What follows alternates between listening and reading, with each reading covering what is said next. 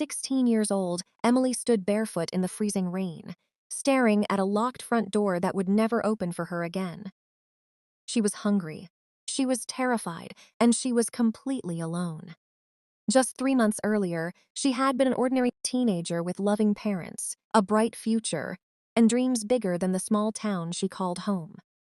Now, those parents were gone, buried beneath the cold earth after a tragic accident, and the woman who had promised to protect her had just thrown her out into the darkness, as if she were nothing.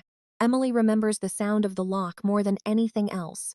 Not the shouting, not the insults, not even the rain, just the sound of that lock clicking into place. Because in that moment, she realized something that would change her forever. She wasn't family, she wasn't loved, and she had never been safe.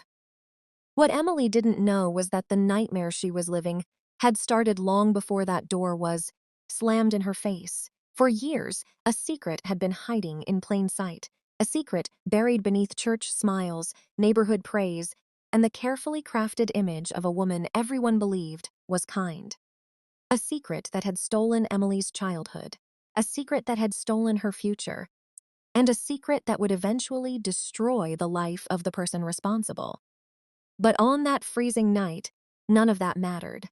All that mattered was surviving until morning, because Emily had no money, no place to go, no one to call. The relatives who once promised to help had disappeared. The friends she once trusted had slowly drifted away, and the town that thought it knew the truth had no idea what was happening behind closed doors. For 5 years, Emily had been trapped in a life she never chose. 5 years of fear, 5 years of silence, 5 years of believing nobody would ever come for her. Then something happened that nobody could have predicted. A stranger looked into Emily's eyes and noticed something everyone else had missed. It wasn't the exhaustion, it wasn't the sadness, and it wasn't the bruises she worked so hard to hide. It was something far more troubling, something that raised a question no one had ever asked. A question that would uncover years of deception, expose a shocking betrayal, and force an entire community to confront a truth they never wanted to believe. How did a grieving orphan become a servant in her own home? Why did nobody stop it? Where had the money her parents left behind disappeared to? And who was the man willing to risk everything to uncover the truth? Tonight's story begins with a frightened girl standing alone in the rain. But by the time it ends, lives will be shattered, secrets will be exposed, and a young woman who lost everything will discover that sometimes the person who changes your life forever is the one you never saw coming. Before we go deeper into Emily's story, let us know in the comments where you're watching from. We'd love to hear from you. And don't forget to hit that subscribe button so you never miss any of our upcoming videos. Now, to understand how Emily ended up standing barefoot in the rain on the darkest night of her life, we need to go back to the beginning, back to the days when she still believed her future was secure, back to the days before tragedy knocked on her family's door, back to the moment when everything she loved was taken away. Long before Emily found herself standing barefoot in the freezing rain, she was known as one of the happiest girls in town. People who knew her back then often struggled to reconcile the bright, energetic teenager they remembered with the frightened young woman she would eventually become. Emily lived with her parents in a modest home on a quiet street, where neighbors waved from their front porches and children rode bicycles until sunset. It was not a life filled with luxury, but it was a life filled with love. Her father worked hard to provide for the family, often leaving home before sunrise and returning long after dark, yet he never seemed too tired to ask Emily about her day. Her mother had a way of making even the most ordinary moments feel special. Family dinners were never rushed. Birthdays were celebrated with enthusiasm. Holidays became cherished traditions.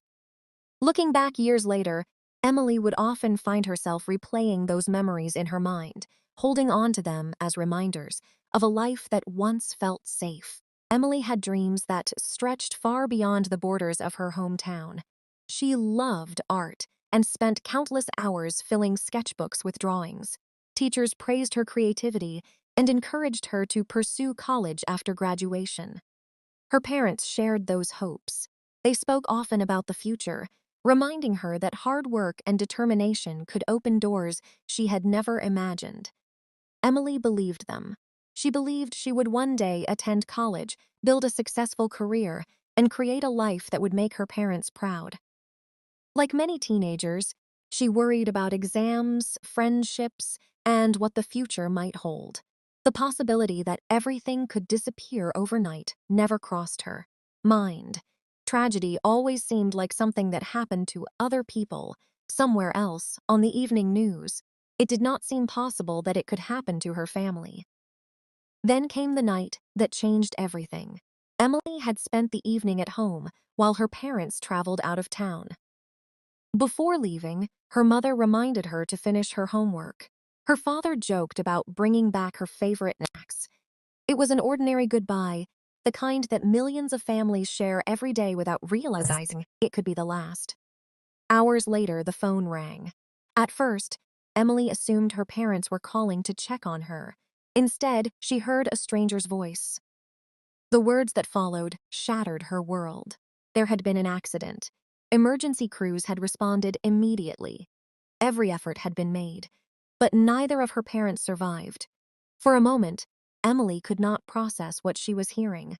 The words felt distant, as though they belonged to someone else's life. Then reality settled in. The two people she loved most were gone.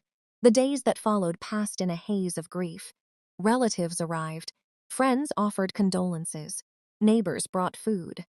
The house filled with flowers and sympathy cards. Yet despite the support surrounding her, Emily felt completely alone. Every room reminded her of what she had lost. Every photograph seemed to belong to a different lifetime. During the funeral, she stood beside the caskets of her parents and struggled to understand how life could continue after such a devastating loss. It was during those painful days that Aunt Margaret stepped forward and presented herself as Emily's savior. She embraced her niece, comforted her in front of grieving family members, and assured everyone that Emily would always have a place in her home. Her words sounded sincere. Her actions appeared compassionate. Family members praised her generosity. Church members admired her willingness to help. To everyone watching, Aunt Margaret seemed like a woman opening her heart to a vulnerable child. No one questioned her motives. At first, Emily felt grateful. She moved into Aunt Margaret's home, believing she was entering a new chapter, one where she could slowly heal from the loss of her parents. The first few weeks seemed normal enough. Aunt Margaret spoke kindly in public and maintained the image everyone expected. But inside the house, subtle changes began to emerge. Emily was asked to help with chores. Then she was expected to handle most of them. Soon she found herself waking before dawn to prepare breakfast, clean the kitchen, and organize the house before school. When classes ended, she returned home to another long list of responsibilities: dishes, laundry, vacuuming, mopping, yard work. The tasks seemed endless. Whenever she questioned the workload, Aunt Margaret reminded her that she should be grateful. After all, she had been given a place to live. She had food to eat. She had a roof over her head. According to Aunt Margaret, that was more than enough. Months passed, and the situation only grew worse. Emily noticed that opportunities she once enjoyed were quietly disappearing from her life. Invitations from friends were rejected before she even saw them. Extracurricular activities became impossible because Aunt Margaret insisted there was too much work to do at home. School events were dismissed as distractions. Little by little, Emily became isolated from the people who cared about her. Friends stopped calling after repeated rejections. Teachers noticed she seemed tired and distracted, but assumed she was still grieving. No one realized she was carrying responsibilities far beyond what any teenager should have been expected to endure. Aunt Margaret controlled every aspect of her life so gradually that Emily almost failed to recognize how trapped she had become. As the years passed, Aunt Margaret's criticism became relentless. Nothing Emily did was ever good enough. If a room wasn't cleaned perfectly, she was scolded. If dinner wasn't prepared exactly the way Aunt Margaret wanted, she was humiliated. The insults became a daily routine. Emily was told she was ungrateful. She was told she was lazy. She was told nobody else would ever want her. Over time, those words began to take root in her mind. The confident girl who once dreamed about college and adventure slowly disappeared. In her place stood a young woman who questioned her own worth every single day. Yet, even as her confidence faded, a small part of Emily refused to give up completely. Deep down, she still believed there had to be something better waiting for her somewhere beyond the walls of Aunt Margaret's house. That fragile hope would soon lead her to a discovery that changed everything. One afternoon, while searching through old paperwork, Emily came across documents she had never seen before. At first, she almost ignored them. Then she noticed her father's name. Curious, she began reading. What she found left her stunned. The documents suggested that her parents had established financial resources specifically for her future. There were references to savings, investments, and plans designed to support her education and well-being after their deaths. Emily read the papers again and again, struggling to understand what she was seeing. For years, Aunt Margaret had insisted there was no money. She had repeatedly claimed that caring for Emily was a financial burden. Yet the documents suggested a very different story. If these records were accurate, then someone had been lying. The realization sent a chill through her. Suddenly, countless moments from the previous years began to make sense. The anger whenever she asked questions, the refusal to discuss finances, the secrecy surrounding paperwork connected to her parents. Emily knew she needed answers. What she didn't know was that her search for the truth was about to place her in even greater danger. Because somewhere inside that house, hidden behind years of deception and carefully constructed lies, was a secret Aunt Margaret would do almost anything to protect. And before long, Emily would overhear a conversation that revealed just how far her aunt had gone to keep that secret buried. For several days after discovering the documents, Emily couldn't stop thinking about them. Every free moment was spent replaying what she had read. The more she thought about it, the more impossible it became to ignore the questions forming in her mind. If her parents had truly left resources behind for her future, where had that money gone? Why had Aunt Margaret spent years insisting there was nothing available? And perhaps most troubling of all, why had she become so defensive whenever the subject of finances came up? Emily wanted to believe there was a simple explanation. She wanted to believe there had been some misunderstanding, but deep inside, a growing sense of unease told her otherwise. At first, she tried asking carefully worded questions. One evening during dinner, she casually mentioned finding paperwork that referenced savings accounts. The reaction was immediate. Aunt Margaret's expression changed so quickly that Emily noticed it before a single word was spoken. For a brief moment, something flashed across her face. It wasn't confusion, it wasn't surprise. It was fear. Then, just as quickly, the expression disappeared. Aunt Margaret dismissed the documents as outdated records that meant nothing and ordered Emily to stop worrying about matters she didn't understand. The conversation ended there, but the tension remained. From that day forward, Aunt Margaret watched her more closely than ever. Emily began noticing other changes as well. Important documents disappeared from places where she had previously seen them. Locked drawers suddenly appeared, in rooms that had never been secured before. Whenever the mail arrived, Aunt Margaret collected it immediately and examined every envelope before anyone else could touch it. It was as though she feared Emily might uncover something else. The increased secrecy only strengthened Emily's suspicions.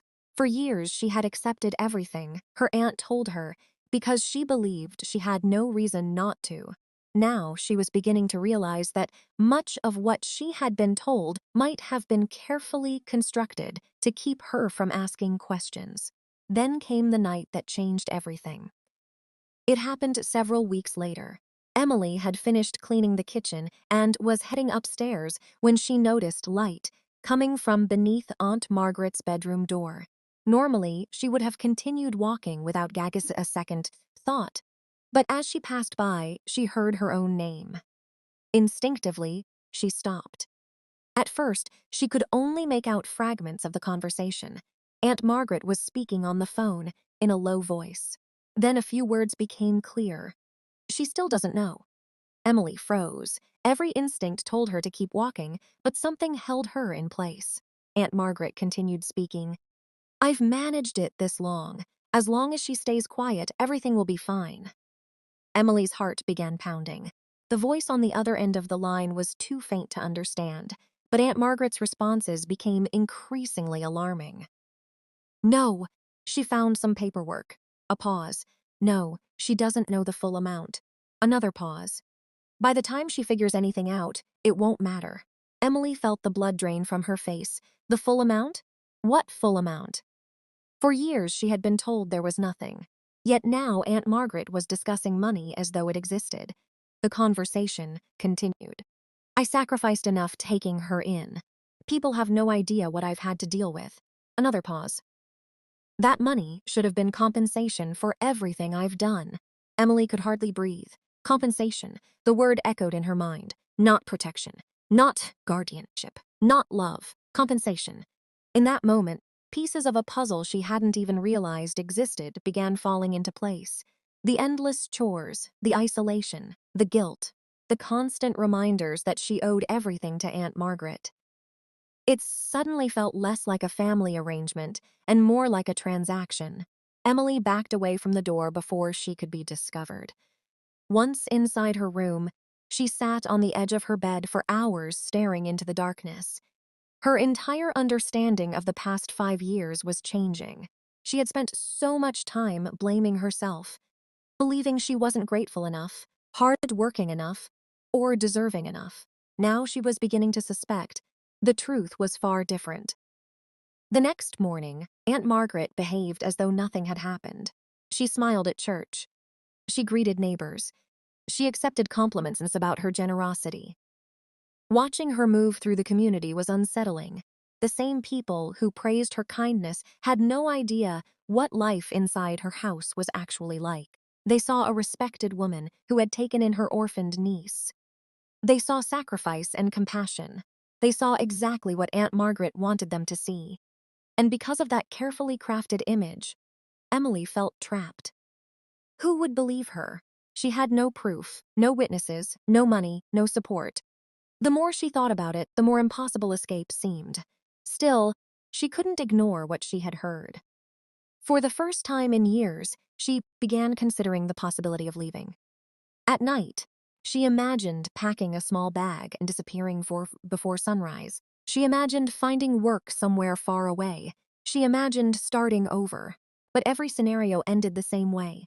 No transportation, no savings, no place to stay, no one waiting for her. The reality was brutal.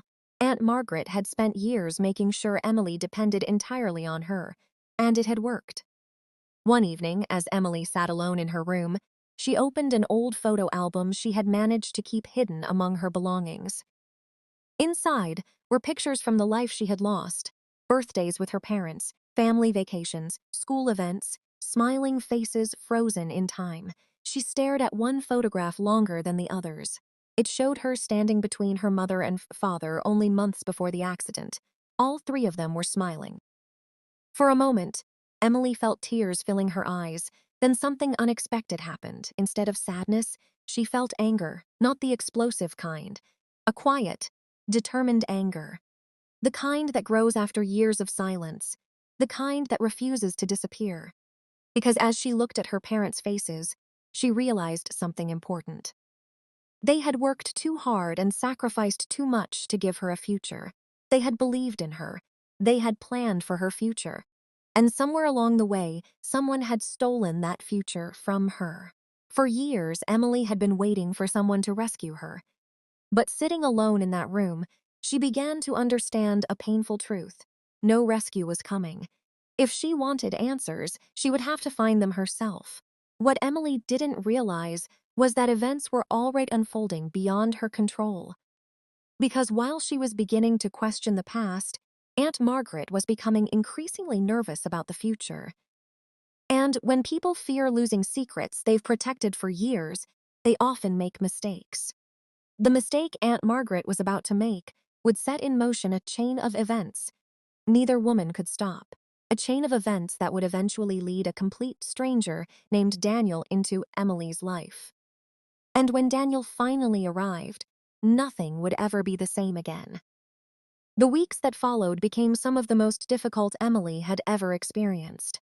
Ever since overhearing Aunt Margaret's phone conversation, she could no longer see her aunt the same way. Every smile felt rehearsed. Every kind word spoken in public sounded hollow. Every compliment she received from neighbors and church members seemed to strengthen the invisible wall protecting her from suspicion. Emily wanted to tell someone what she had heard, but each time she imagined trying to explain it, she ran into the same problem. She had no evidence.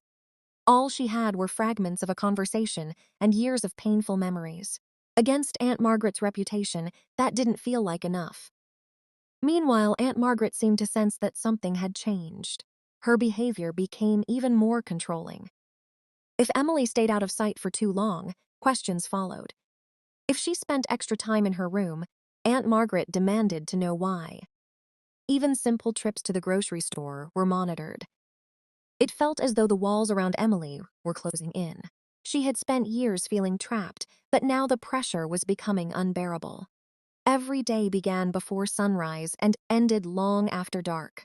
The chores never stopped, the criticism never stopped, and the feeling that she was losing precious years of her life became impossible to ignore. By then, Emily was 21 years old. 5 years had passed since her parents died. 5 years since she had moved into Aunt Margaret's house. 5 years since she had last felt truly free. Most people her age were building careers, attending college, traveling, or planning their futures. Emily felt as though her life had been frozen in place. Every dream she once held seemed farther away than ever. The sketchbooks she once filled with drawings sat untouched beneath her bed. The college brochures she had collected years earlier had long since disappeared. Even her friendships had faded into distant memories. Sometimes she wondered what her former classmates would think if they saw her now. Would they recognize the girl she had become, or would they see only the exhausted young woman struggling to survive one day at a time? One afternoon, Emily found herself standing at the kitchen sink, staring out the window while washing dishes. Across the street, she watched a family unloading groceries from their car. A little girl ran ahead laughing while her parents followed behind, carrying bags. It was such an ordinary scene that most people would have ignored it.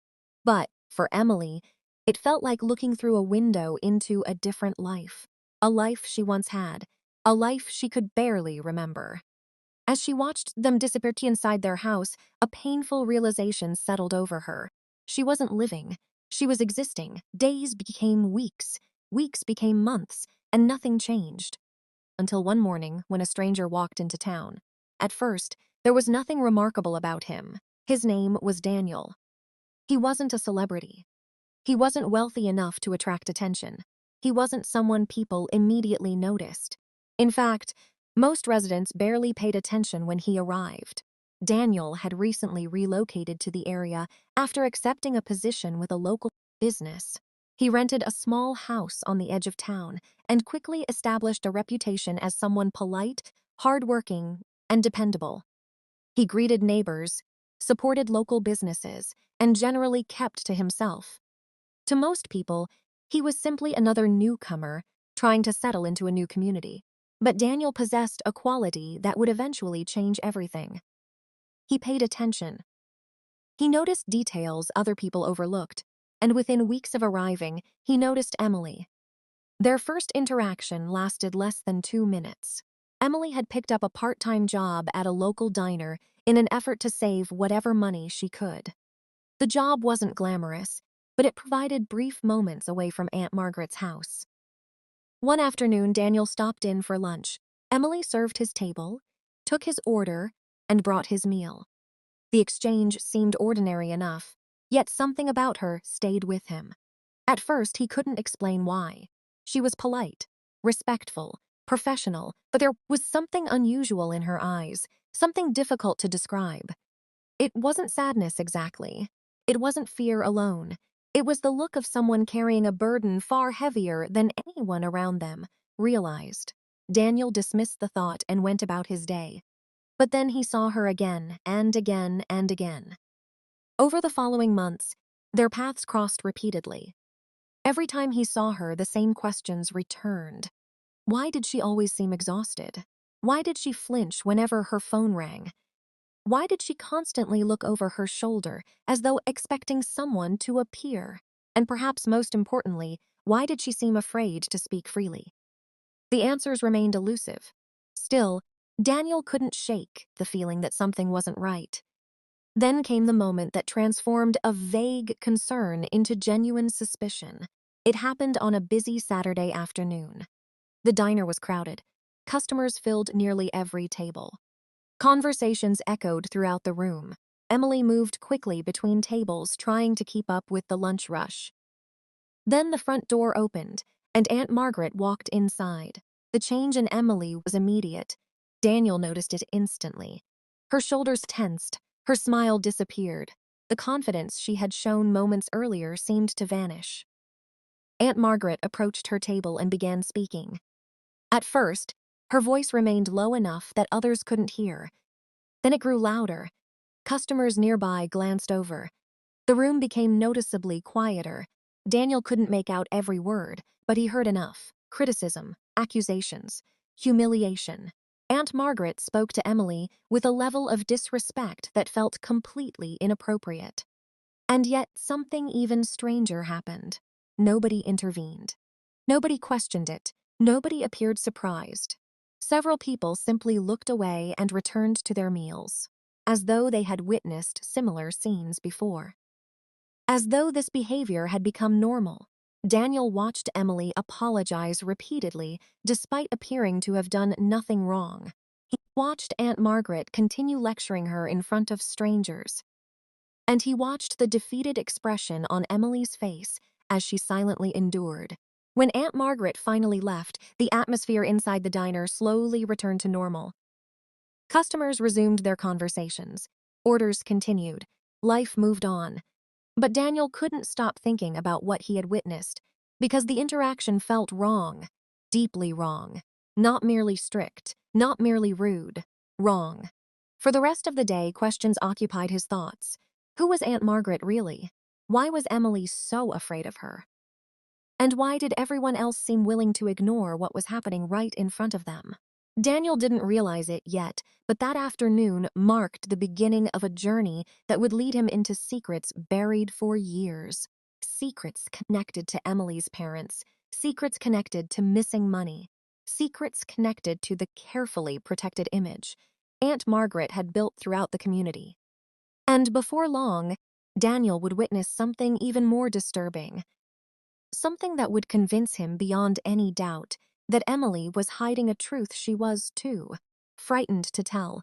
A truth that would eventually force him to make a decision. Walk away and forget what he had seen.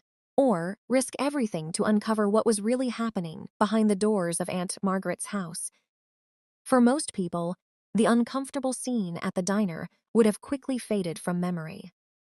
Life has a way of pulling attention toward new concerns, new obligations, and new distractions.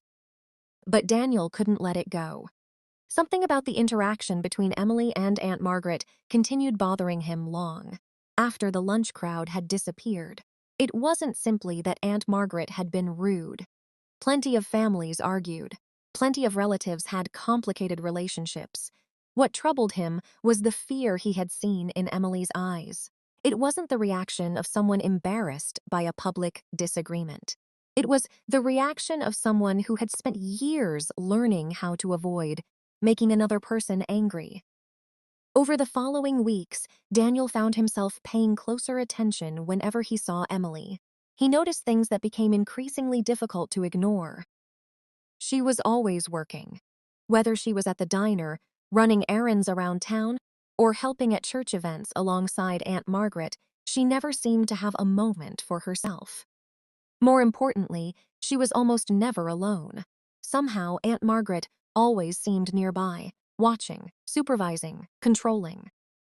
It was subtle enough that most people never questioned it, but once Daniel noticed the pattern, he couldn't stop seeing it. One evening, after finishing work, Daniel stopped by a local grocery store. As he moved through the aisles, he spotted Emily several rows away. She appeared exhausted. Dark circles sat beneath her eyes, and her movements carried the weight of someone running on very little rest. Daniel considered saying hello, but hesitated. Before he could make up his mind, Aunt Margaret appeared from another aisle. The change in Emily was immediate. She straightened her posture, lowered her eyes, and became noticeably tense. Daniel watched from a distance as Aunt Margaret examined items in Emily's cart and began removing several of them. Whatever conversation followed was quiet, but Emily never argued.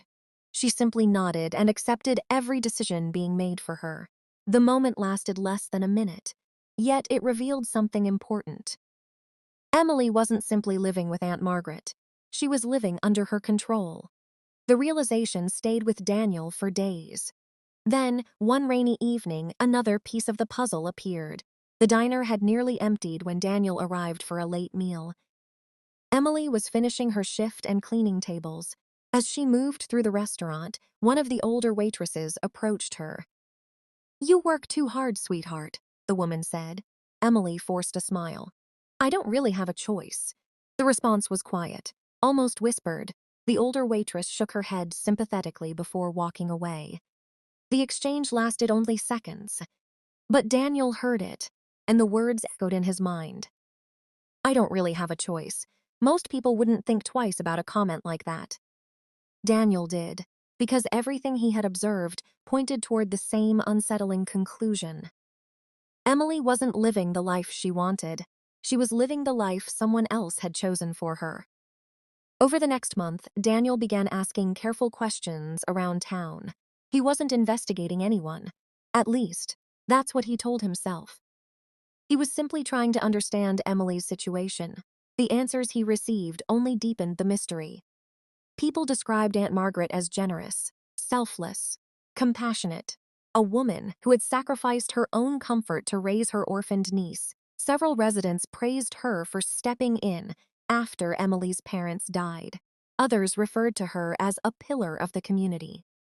Every conversation painted the same picture, and yet none of it matched what Daniel had personally witnessed. The contradiction bothered him. Either he was completely mistaken, or the version of Aunt Margaret everyone knew wasn't the whole story. Then something unexpected happened. One afternoon, Daniel arrived at the diner and found Emily sitting alone during a short break. For the first time, Aunt Margaret wasn't nearby. Neither of them spoke immediately. The silence felt awkward. Finally, Daniel introduced himself properly. Emily seemed surprised but polite. Their conversation began with simple topics: work, weather, life in town. Nothing unusual, nothing personal. Yet Daniel quickly noticed how cautious she was. Every answer seemed carefully measured. Every sentence felt filtered, as though she had spent years choosing her words with extreme care. When he casually asked whether she enjoyed living in the area, Emily hesitated. Only briefly, but long enough for Daniel to notice. Then she smiled and changed the subject. The moment lasted only seconds still. It told him more than any direct answer could have. People who are happy rarely struggle to describe their lives. As the weeks passed, their conversations became more frequent. Never long, never deeply personal, but enough to establish trust. For Emily, those conversations became something she hadn't experienced in years. Normal. Daniel didn't treat her like a burden. He didn't criticize her. He didn't remind her of everything she supposedly owed. He simply listened.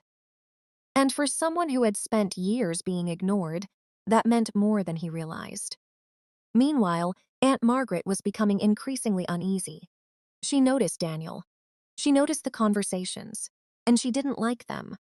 At first, her disapproval appeared in subtle ways: questions, comments, suggestions that Emily should focus on responsibilities instead of socializing. Then the warnings became more direct. One evening after dinner, Aunt Margaret confronted her. "What exactly are you talking to him about?" Emily tried to remain calm. "Nothing important." Aunt Margaret stared at her.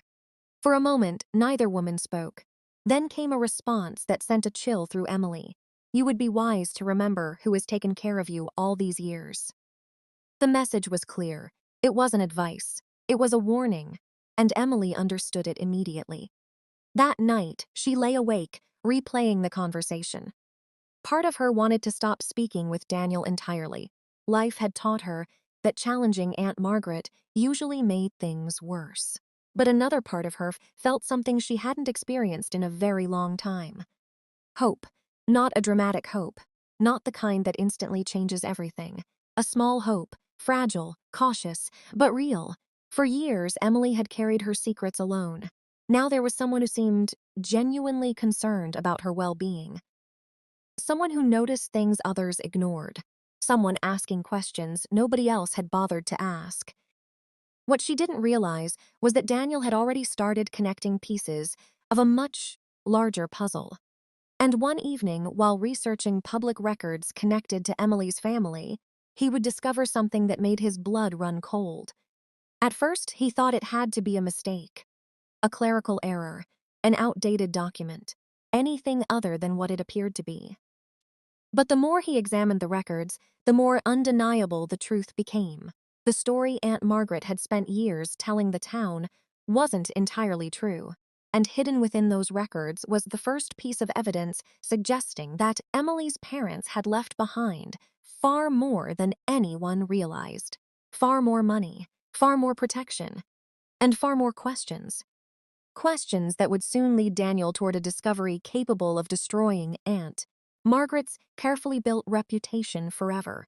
The truth was getting closer.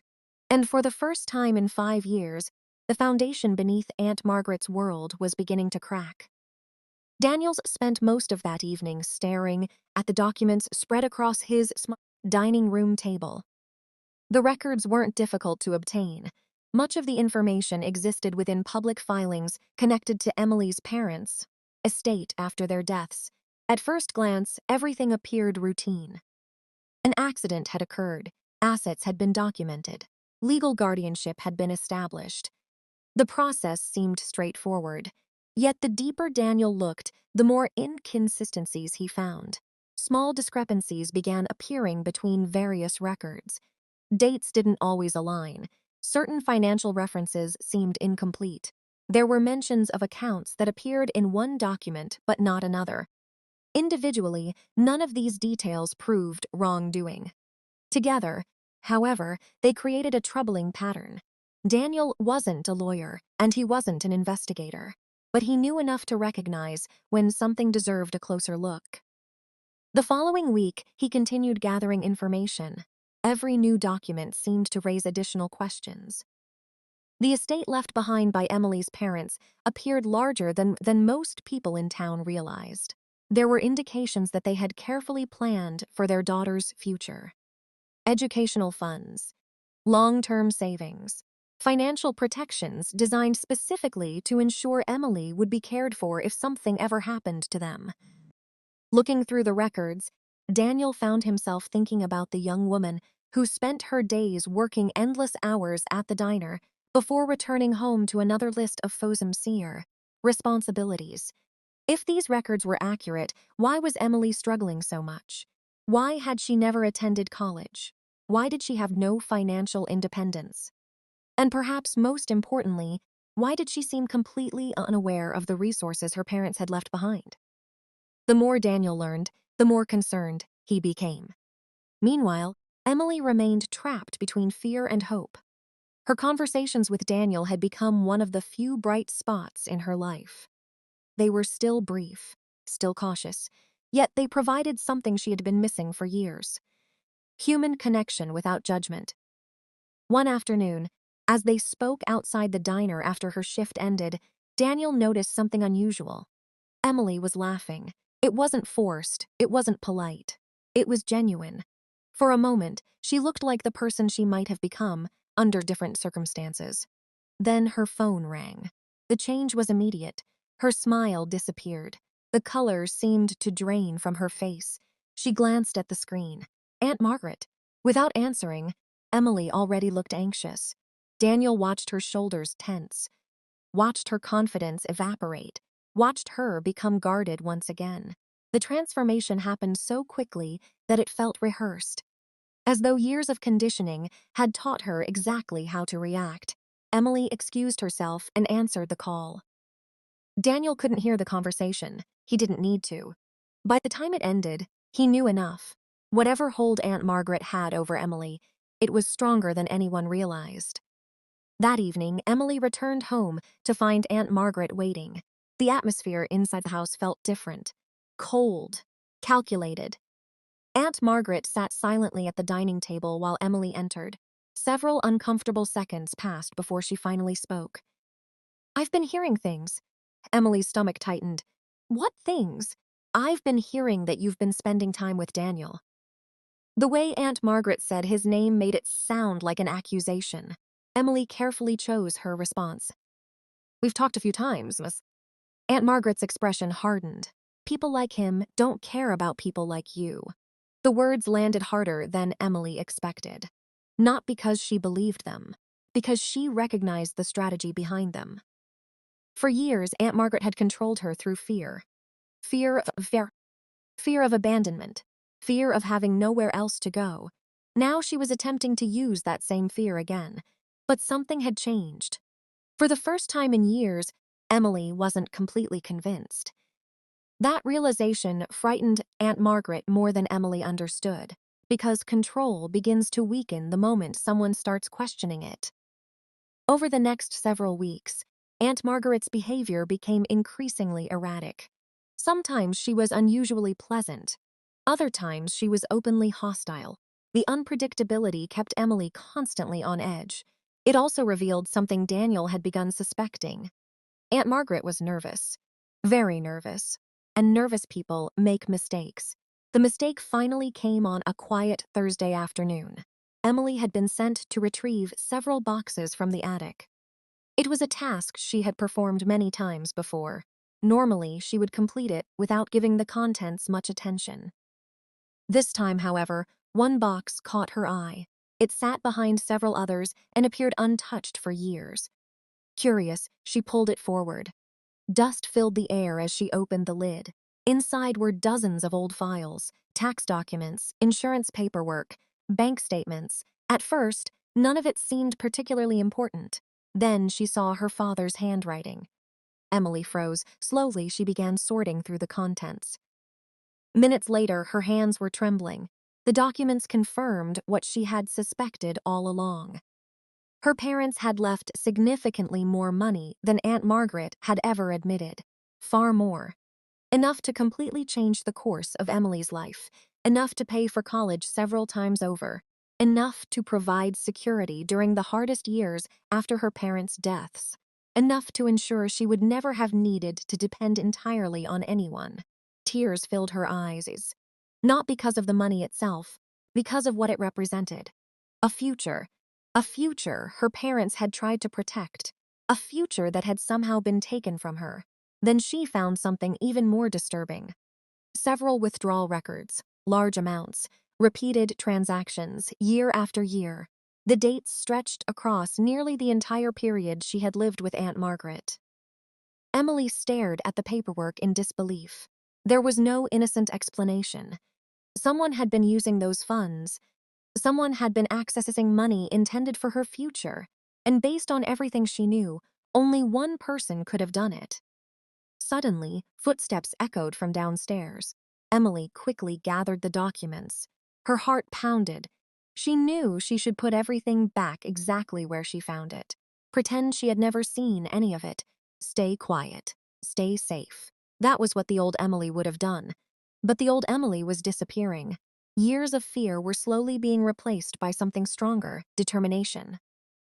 For too long, she had accepted whatever story Aunt Margaret told her. For too long, she had blamed herself. For too long, she had remained silent. As she carefully hid several key documents among her personal belongings, a decision began forming in her mind. She wasn't going to stop searching for answers, no matter how uncomfortable the truth became, no matter how much Aunt Margaret tried to stop her. Downstairs, Aunt Margaret called her name. The sound sent a familiar chill through the house, but this time, something was different. For the past 5 years, Emily possessed something Aunt Margaret didn't know about. Evidence. Real evidence. Evidence that could expose years of deception. Evidence that could explain where her future had gone. Evidence that could destroy everything Aunt Margaret had worked so hard to hide. What Emily didn't realize was that she wasn't the only person moving closer to the truth, because at that exact moment, Daniel was about to make a discovery of his own. A discovery connected to a forgotten legal filing, a filing that contained information neither he nor Emily had ever seen. And when those two pieces of the puzzle finally came together, they would uncover a secret so devastating that even Aunt Margaret would struggle to explain it away. The truth was no longer hiding in shadows. It was beginning to surface, and once it did, there would be no stopping what came next. That night, Emily barely slept. The documents she had hidden remained tucked beneath a loose floorboard in her room, but their contents replayed endlessly in her mind. Every number she had seen, every transaction, every withdrawal, every signature. For years, she had accepted Aunt Margaret's version of reality because she believed she had no reason to doubt it. Now, that version was collapsing piece by piece. The most painful realization wasn't that money had disappeared. It was understanding what that money represented. Her parents had known they might not always be there to protect her. Like many responsible parents, they had prepared for the future. They had made plans. They had sacrificed. They had built safeguards intended to help their daughter pursue her dreams. And somehow, those plans had never reached her. As dawn approached, Emily found herself staring at an old photograph of her parents. For years, grief had dominated her memories. Now another emotion was emerging: determination. She owed it to them to learn the truth. The following afternoon, Daniel made a discovery that would bring him closer to that truth than ever before. After weeks of reviewing records and following small leads, he came across a legal filing connected to Emily's parents' estate. At first, it appeared routine. Most people would have skimmed past it without a second thought. Daniel almost did the same. Then one detail caught his attention. A secondary trustee had originally been listed as part of the estate's long-term planning. Daniel read the line again and again. The name wasn't Aunt Margaret. It belonged to someone else entirely. Someone who, according to the records, should have been involved in overseeing resources intended for Emily's future. Yet throughout all the conversations Daniel had heard around town, that person's name had never been mentioned. Not once. Why? The question bothered him immediately. As he continued researching, another troubling fact emerged. The individual had relocated several years earlier and appeared to have lost contact with the family shortly after Emily moved in with Aunt Margaret. That alone wasn't proof of anything, but it was another inconsistency, another piece that didn't fit. And the more Daniel investigated, the more convinced he became that important parts of the story had been deliberately hidden. A few days later, an opportunity finally presented itself. Emily's shift at the diner ended earlier than usual.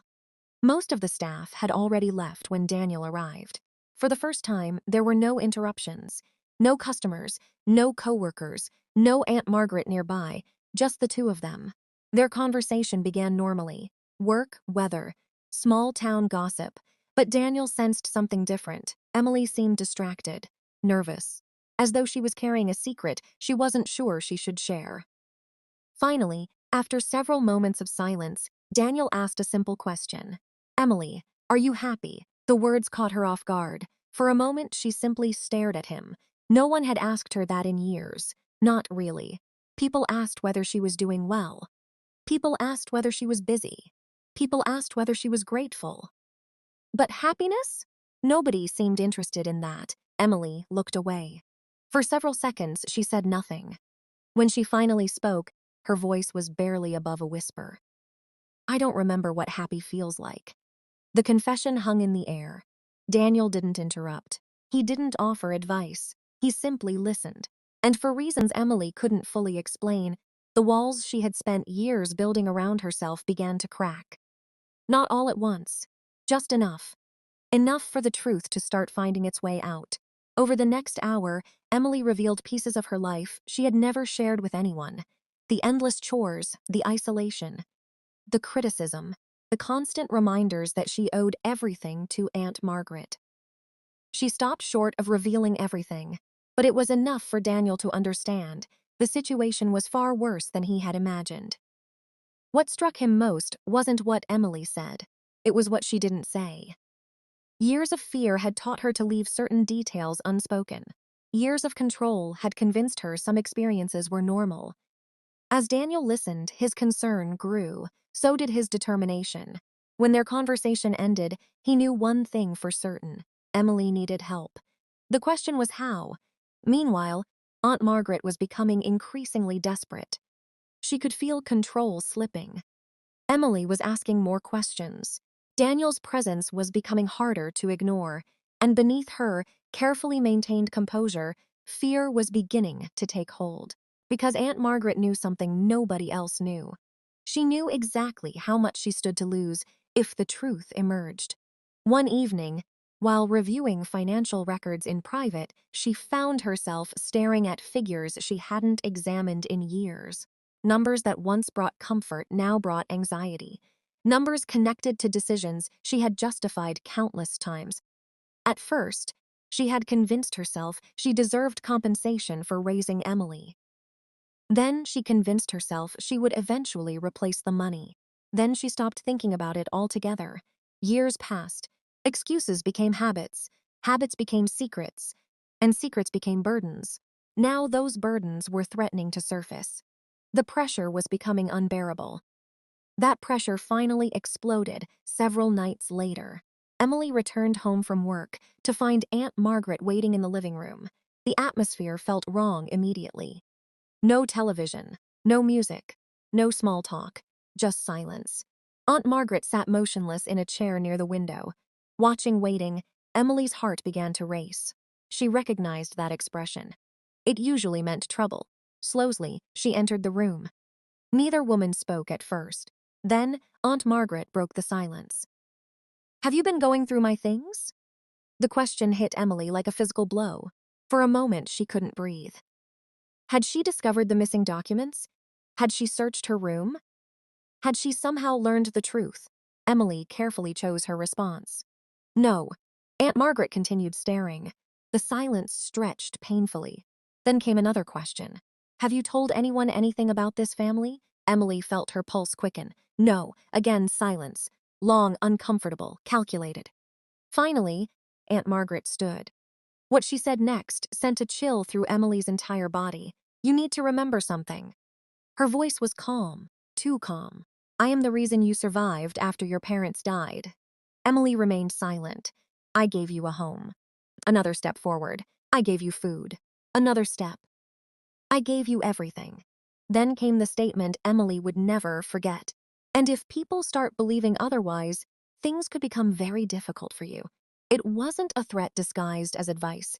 It was a threat, plain and simple. For years, comments like that would have terrified Emily into submission. This time, however, something unexpected happened. Instead of fear, she felt anger. Not explosive anger. Quiet anger. The kind that forms when someone finally sees the truth after years of deception. Because for the first time, Emily understood exactly why Aunt Margaret was afraid. The truth. Aunt Margaret wasn't protecting Emily from the world. She was protecting herself from the truth. And somewhere beyond the walls of that house, Daniel was getting closer to uncovering it. Closer than either of them realized. Because within days, he would finally meet someone connected to Emily's parents' estate. Someone who remembered details everyone else had forgotten. Someone carrying information capable of exposing the biggest lie Aunt Margaret had ever told, a lie that stretched back to the very day Emily's parents died. And once that lie came into the light, the entire town would be forced to see Aunt Margaret for who she really was. Over the next several days, Neither Emily nor Aunt Margaret mentioned the confrontation in the living room. On the surface, life appeared to return to normal. Emily continued working at the diner. Aunt Margaret continued maintaining the image she had carefully built over the years. To anyone watching from the outside, nothing seemed different. But beneath that fragile appearance of normalcy, both women understood that something had changed. The balance of power was shifting. For years, Aunt Margaret had controlled the narrative. She decided what Emily knew. She decided what Emily believed. She decided which questions were allowed and which questions remained unanswered. That control depended on one thing above all else: silence. As long as Emily remained silent, the truth remained buried. But now the silence was beginning to crack, and Aunt Margaret could feel it. Meanwhile, Daniel continued following every lead he could find. What began as simple concern for a young woman trapped in a difficult situation had grown into something much larger. Too many inconsistencies existed. Too many questions remained unanswered. Every path he followed seemed to point toward the same conclusion. Important parts of Emily's story had been hidden. The breakthrough came unexpectedly. One afternoon, Daniel drove nearly 2 hours to meet the former financial advisor who had once worked with Emily. Tracking him down hadn't been easy. Years had passed since the accident, and most people connected to the family had moved on with their lives. But after several phone calls and countless dead ends, Daniel finally found someone willing to speak. The advisor was retired now. Older, soft-spoken. At first, he seemed hesitant to discuss events from so many years earlier. Then Daniel mentioned Emily. Everything changed. The elderly man fell silent for several moments. Finally, he sighed. "I've wondered about that girl for years." Daniel immediately leaned forward. "What do you mean?" The man looked troubled. "After her parents died, I expected certain things to happen. Certain safeguards were in place." Daniel's attention sharpened. "What safeguards?" The advisor folded his hands. "Her parents were very careful people. They adored their daughter. They spent years making sure she would be protected if anything happened to them." A cold feeling settled in Daniel's stomach. Protected. The same word kept appearing, again and again. "What kind of protection?" Daniel asked. The man's answer changed everything. Financial protection, educational protection, legal protection. They planned extensively. Daniel felt his pulse quicken. The advisor continued. "There were multiple layers of oversight intended to prevent any one person from controlling everything." Daniel stared at him. Then how did Aunt Margaret gain complete control? The question seemed to surprise the man. "Complete control?" Daniel nodded. The advisor looked genuinely confused. That was never supposed to happen. For several seconds, neither man spoke. Then the retired advisor reached into a cabinet and removed an old folder. The contents inside would become one of the most important discoveries in the entire case. Document after document confirmed what Daniel had begun suspecting. Emily's parents had established protections specifically designed to prevent financial abuse, protections that appeared to have vanished shortly after their deaths. Even more troubling, the advisor possessed copies of correspondence indicating concerns had been raised years earlier. Questions had existed, warnings had existed, yet somehow nothing had happened. Daniel left the meeting carrying more questions than answers, but he also left with something invaluable. Evidence. Not enough to prove everything, but enough to show that the official story contained serious gaps. Back in town, Emily was fighting a battle of her own. The hidden documents beneath her floorboard weighed heavily on her mind. Every day she debated whether she should reveal what she had found. Every day she imagined Aunt Margaret discovering the evidence before she could use it. The pressure became overwhelming. Eventually, she made a decision that terrified her. She would tell Daniel, not everything, not yet, but enough. Enough for someone else to understand what was happening. Enough to prove she wasn't imagining things. Enough to ensure the truth wouldn't disappear if something happened to her. The opportunity came a few evenings later. The diner was nearly empty. Rain tapped gently against the windows. Most of the staff had already gone home. For several moments, Emily simply sat across from Daniel without speaking. Her hands trembled slightly. Daniel noticed immediately. "Emily?" She swallowed hard. "There are things I haven't told you." Daniel remained silent, giving her space, giving her control, something she rarely experienced. When Emily finally began speaking, years of fear seemed to pour from her all at once. She told him about finding the documents. She told him about the hidden accounts. She told him about overhearing Aunt Margaret's phone conversation. She told him about the withdrawals, the threats, the isolation, the years spent believing she was the problem. As the story unfolded, Daniel felt a mixture of anger and disbelief. Not because he doubted her, because everything she described fit perfectly with the evidence he had already uncovered. For the first time, the pieces were beginning to connect. When Emily finally finished speaking, tears filled her eyes. Not dramatic tears, not the kind seen in movies, the quiet tears of someone carrying too much pain for too long. Then she asked a question that broke Daniel's heart. "What if nobody believes me?" The words revealed years of emotional damage, years of manipulation, years of being taught that her voice didn't matter. Daniel looked directly at her, and for the first time since her parents died, someone gave Emily the answer she desperately needed. "I believe you." The words were simple, but their impact was enormous. Emily immediately looked away. More tears followed, because after 5 years of silence, fear, and isolation, someone finally believed her. Someone finally saw what she had endured. Someone finally understood. Neither of them realized it at the time, but that conversation marked a turning point. From that moment forward, Emily was no longer facing the truth alone. She had an ally, and together they began organizing everything they knew. Documents, dates, transactions, witnesses, records. Every piece of information mattered. Every detail could become important. As the evidence grew, so did the danger, because secrets can survive for years when nobody asks questions. But once questions begin, those secrets often start collapsing rapidly, and Aunt Margaret was beginning to notice signs of that collapse. She saw it in Emily's growing confidence. She saw it in the way Daniel looked at her. She saw it in conversations that stopped when she entered a room. Most of all, she felt it.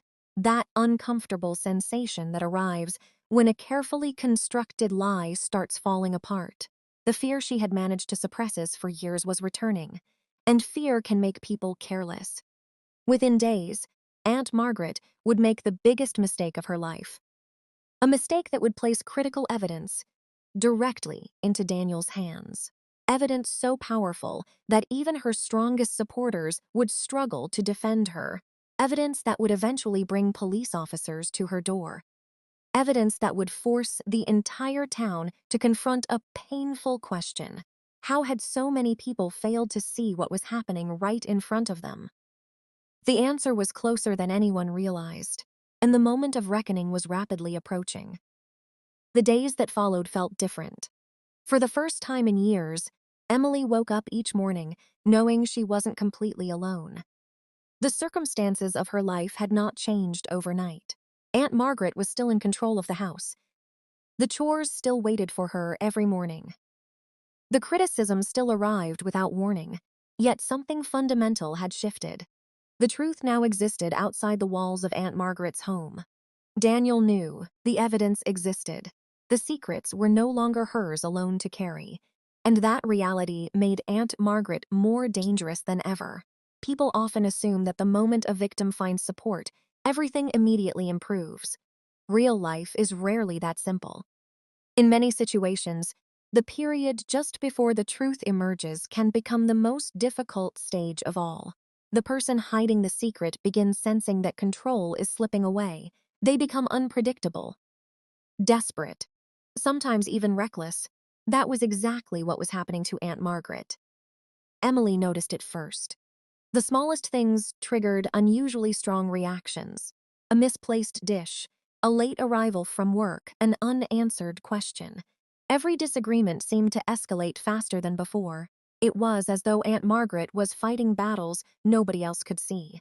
And in many ways, she was, because every passing day increased the possibility that someone would uncover what she had spent years trying to hide. One evening, Emily returned home to find Aunt Margaret sorting through stacks of paperwork at the dining room table. The sight immediately made her nervous. Normally, financial documents were kept hidden, locked away, protected. Tonight, they were spread across the table. Aunt Margaret appeared distracted, agitated. She barely acknowledged Emily's arrival. For nearly an hour, Emily quietly completed her chores while watching from a distance. Then something unexpected happened. Aunt Margaret received a phone call. The moment she answered, her expression changed. Without saying a word, she gathered several folders and hurried into another room.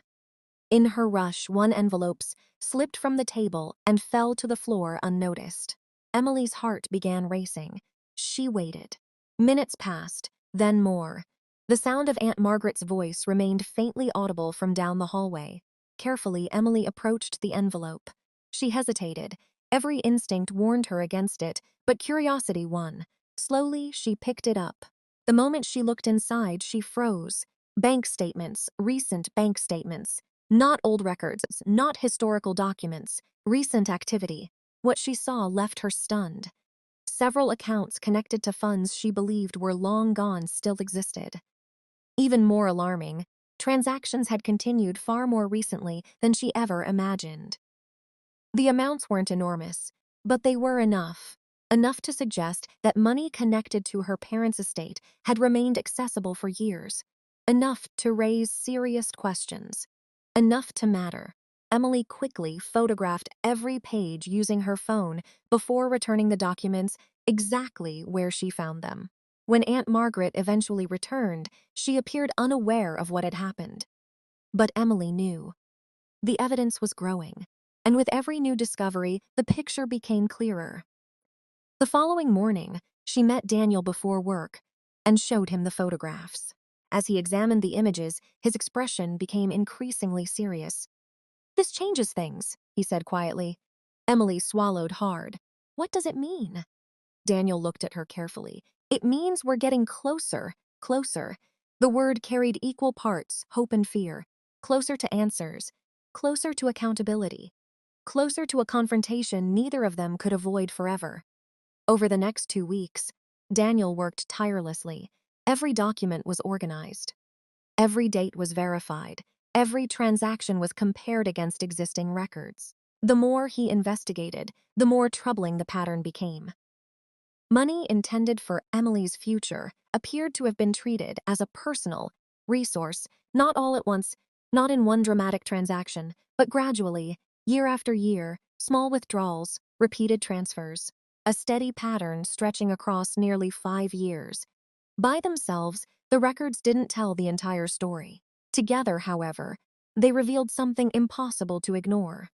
Meanwhile, Emily experienced something she hadn't felt in a very long time. Confidence. It arrived slowly, almost cautiously. For years, she had second-guessed every thought, every memory, every feeling. Aunt Margaret's constant criticism had convinced her she couldn't trust her own judgment. Now, as evidence continued supporting what she remembered, that self-doubt began fading. The process wasn't easy. Years of emotional manipulation don't disappear overnight. But little by little, Emily started believing herself, believing her memories, believing her instincts, believing that what happened to her was real. One afternoon, Daniel arranged another meeting, this time with someone who had known Emily's parents personally. A former colleague of her father. The conversation lasted nearly 3 hours. By the end, Daniel had learned something that left him speechless. Emily's parents had spoken frequently about their daughter, about her dreams, about their plans for her future. The colleague remembered conversations about college funds, educational opportunities, long-term financial planning. Most importantly, he remembered how protective they were. "They worried about everything," the man said with a small smile. "Not because they were paranoid, because they loved her." Daniel sat quietly. Listening, the man continued. "Her father once told me something I'll never forget." Daniel leaned forward. "What was it?" The colleague smiled sadly. He said, "If anything ever happens to us, I want Emily protected no matter what." The words hit Daniel harder than he expected, because that was exactly what had failed to happen. The protections existed. The plans existed. The intentions existed. Yet somehow, the outcome had been completely different. When Daniel left the meeting, his determination hardened. This wasn't just about money anymore. It wasn't just about legal documents. It was about a promise. A promise two parents made to protect their daughter. A promise that had been broken. Back at home, Aunt Margaret's anxiety was becoming impossible to hide. Sleep came less frequently. Patience disappeared more quickly. Every unexpected phone call seemed to worry her. Every knock on the door made her tense. The pressure was mounting, and then came the mistake. The mistake that changed everything. It happened late one Friday afternoon. Aunt Margaret received a certified letter. At first, she appeared confused, then she opened it. As she read, the color drained from her face. For several seconds, she simply stared at the page, motionless, silent, terrified, because the letter contained information she never expected to see. Information suggesting that questions were being asked about financial matters connected to Emily's inheritance. Questions she wasn't prepared to answer. Questions she had hoped would never surface. For years, Aunt Margaret had relied on one assumption, that nobody would ever look closely enough. Now someone was, and she knew it. That evening, Emily noticed something she had never seen before. Fear. Not her own fear. Aunt Margaret's. The woman who had spent 5 years in controlling everyone around her suddenly looked uncertain, vulnerable, afraid. For the first time since moving into that house, Emily realized something important. Aunt Margaret wasn't invincible. She never had been. The power she seemed to possess came from secrecy, from silence, from isolation, and all three were beginning to disappear. What Emily didn't know was that events were already moving faster than anyone realized, because the information Daniel had gathered was about to reach someone with the authority to investigate further, someone capable of accessing records neither Daniel nor Emily could obtain, someone whose involvement would transform years of suspicion into an official inquiry. And once that inquiry began, the truth would start emerging far faster than Aunt Margaret could stop it. The countdown had begun, and the life Aunt Margaret spent years building was about to face its greatest test. The certified letter marked a turning point, though neither Emily nor Aunt Margaret fully understood it at the time. For years, Aunt Margaret had lived with the confidence that comes from believing a secret is safely buried. She had convinced herself that enough time had passed. The people who might have asked questions moved on. Records had been forgotten. Memories had faded. Most importantly, Emily had remained silent. Now, for the first time in 5 years, that confidence was beginning to crumble. Over the next several days, Aunt Margaret became unusually withdrawn. She spent long hours alone behind closed doors. Phone calls increased. Conversations stopped whenever Emily entered a room. Several times, Emily noticed her shredding documents late at night. That detail worried her more than anything else. Why would someone's records if they had nothing to hide? The question lingered in her mind. Meanwhile, Daniel's efforts had finally reached someone willing to examine the evidence more closely. The individual wasn't a police officer. Not yet. Nor was it anyone connected to Aunt Margaret's social circle. It was a legal professional with experience handling estate matters and financial disputes. After reviewing the documents Daniel had collected, the attorney reached a conclusion that immediately raised concern. The inconsistencies were significant enough to warrant deeper examination.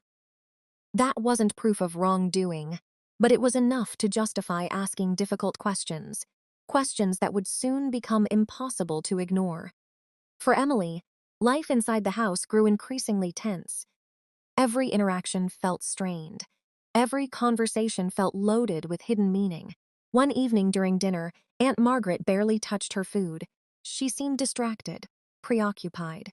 Eventually, she set down her fork and looked directly at Emily. The silence that followed felt endless. Then she asked a question. "Have you been talking about me?" Emily's pulse quickened. The question wasn't entirely unexpected. Still, hearing it spoken aloud made her uneasy. "What do you mean?" Aunt Margaret continued staring. "People have been asking strange questions." Emily remained calm. "What kind of questions?" The older woman's eyes narrowed. "The kind that don't concern them." Neither woman spoke for several seconds. Then Aunt Margaret delivered another warning disguised as advice. "You need to be careful who you trust." The irony was impossible to miss. For years, Emily had trusted the wrong person. Now the person warning her about trust was the very reason her life had unraveled. Later that night, Emily sat alone in her room, reflecting on everything that had happened. The hidden documents, the missing money, the years of manipulation, the mounting evidence. Part of her still struggled to accept it. Not because she doubted the truth, because accepting the truth meant accepting how much had been taken from her. 5 years. 5 years she could never get back. 5 years spent believing she was dependent on Aunt Margaret's generosity. 5 years spent feeling guilty for existing. 5 years spent watching her dreams slowly disappear. The realization was painful, yet alongside that pain came something else. Relief. Because for the first time, she understood that her failures weren't actually hers. The future she lost wasn't the result of laziness, or irresponsibility, or lack of ambition. Someone had actively prevented her from reaching it. That understanding changed everything.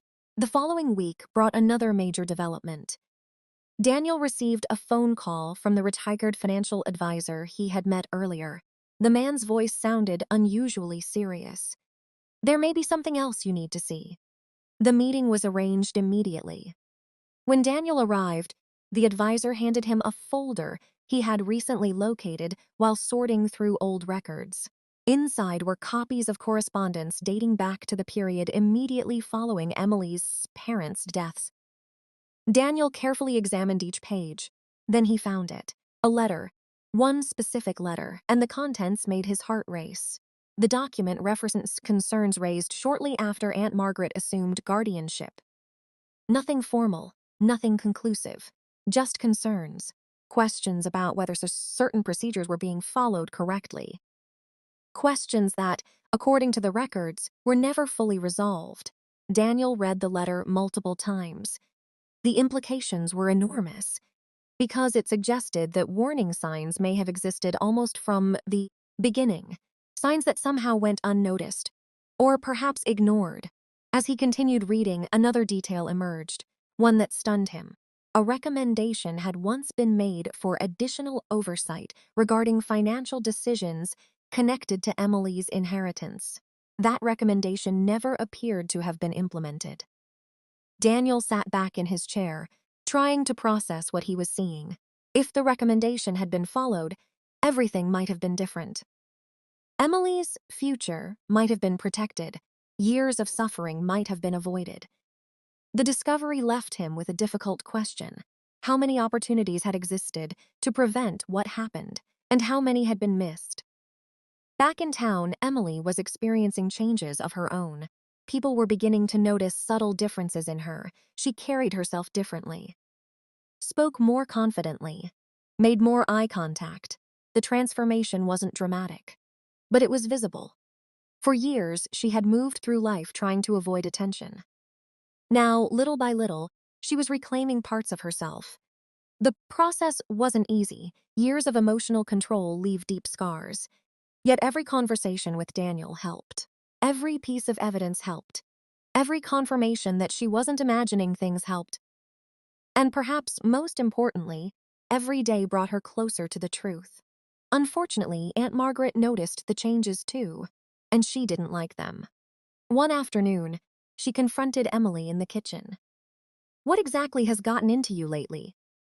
Emily looked up from the dishes. "What do you mean?" Aunt Margaret folded her arms. "You're different." Emily said nothing. The older woman took a step closer. "You seem awfully confident for someone who depends on me."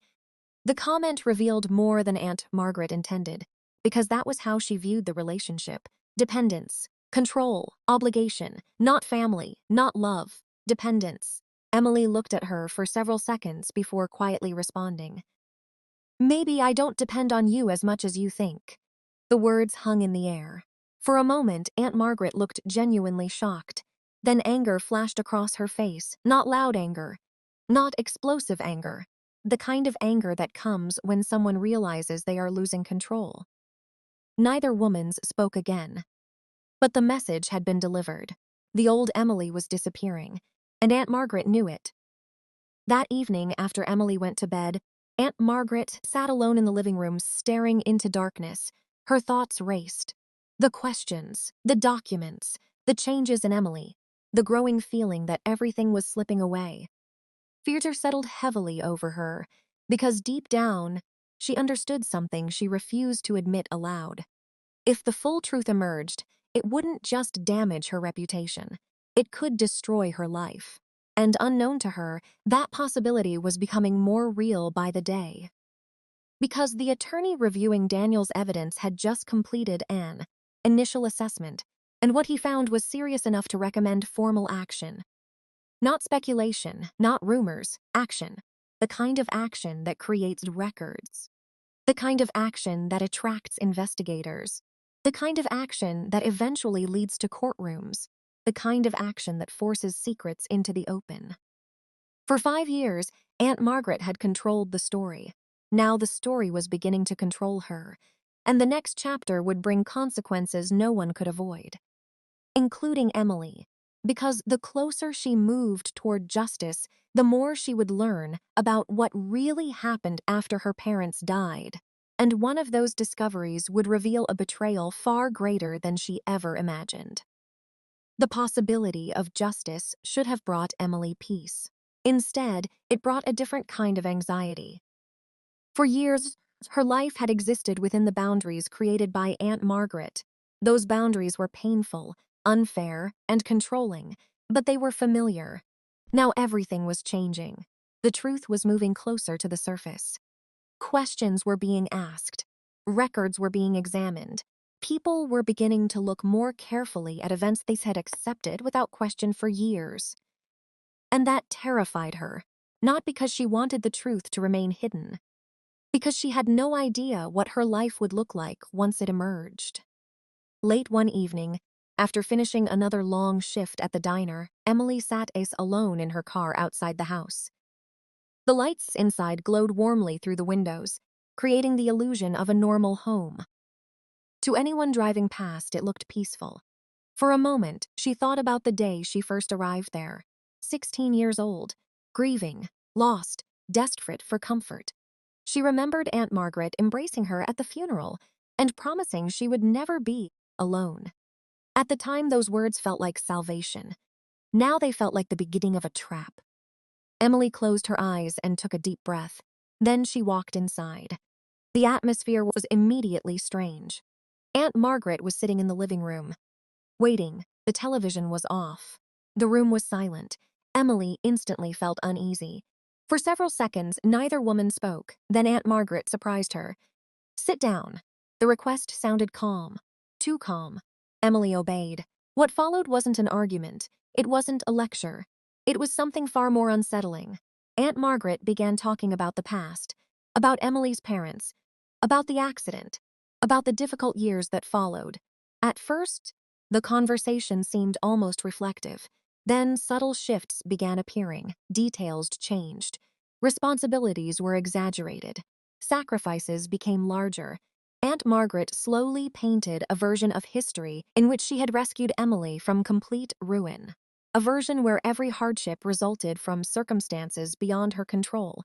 A version where she was the hero. Emily listened quietly. The story sounded familiar. She had heard variations of it for years, but now, armed with evidence and perspective, she noticed things she once overlooked. Contradictions, manipulation, half-truths. When Aunt Margaret finally finished speaking, she looked directly at Emily. "I did the best I could." The statement lingered in the room. For years, Emily would have nodded, apologized, accepted responsibility for whatever came next. This time was different. Very quietly, she asked a question. "Then why did you hide the money?" The silence that followed felt endless. Aunt Margaret froze. For the first time, genuine shock appeared on her face. Emily immediately knew. The question had landed exactly where she intended. Several seconds passed. Then Aunt Margaret stood abruptly. What money? The denial arrived too quickly, too defensively. Emily held her gaze. The money my parents left behind. Aunt Margaret's expression hardened. Neither woman blinked. Neither woman looked away. The moment felt like a turning point. Because for the first time, the secret existed openly between them. No more pretending, no more avoidance, no more confusion. The truth had entered the room, and both women knew it. What happened next surprised Emily. Instead of anger, Aunt Margaret laughed, a short, bitter laugh. Then she shook her head. You have no idea what you're talking about. The response might have worked years earlier. Not anymore. Emily had seen the documents. She had heard the phone conversation. She knew too much. Eventually, Aunt Margaret ended the discussion and ordered her to go to bed. But neither of them slept much that night. The following morning, Daniel received a call that would push everything forward. The attorney reviewing the evidence had completed a more extensive analysis. His conclusion was clear. There was enough information to justify a formal review of financial records connected to Emily's inheritance. The news wasn't a final victory. It wasn't proof, but it was momentum, real momentum. For the first time, official scrutiny was becoming a possibility. As word quietly spread among the small group of people involved, emotions began running high: hope, fear, relief, uncertainty. Everyone understood the same thing. The situation was reaching a point where it could no longer be contained. Then came another discovery, one that neither Emily nor Daniel expected. While examining additional records, investigators uncovered evidence suggesting that some of the funds connected to Emily's inheritance had been used for purchases completely unrelated to her care. The transactions stretched across multiple years. Some were small, others were substantial. Individually, they raised questions. Together, they painted a troubling picture. Daniel stared at the records in disbelief.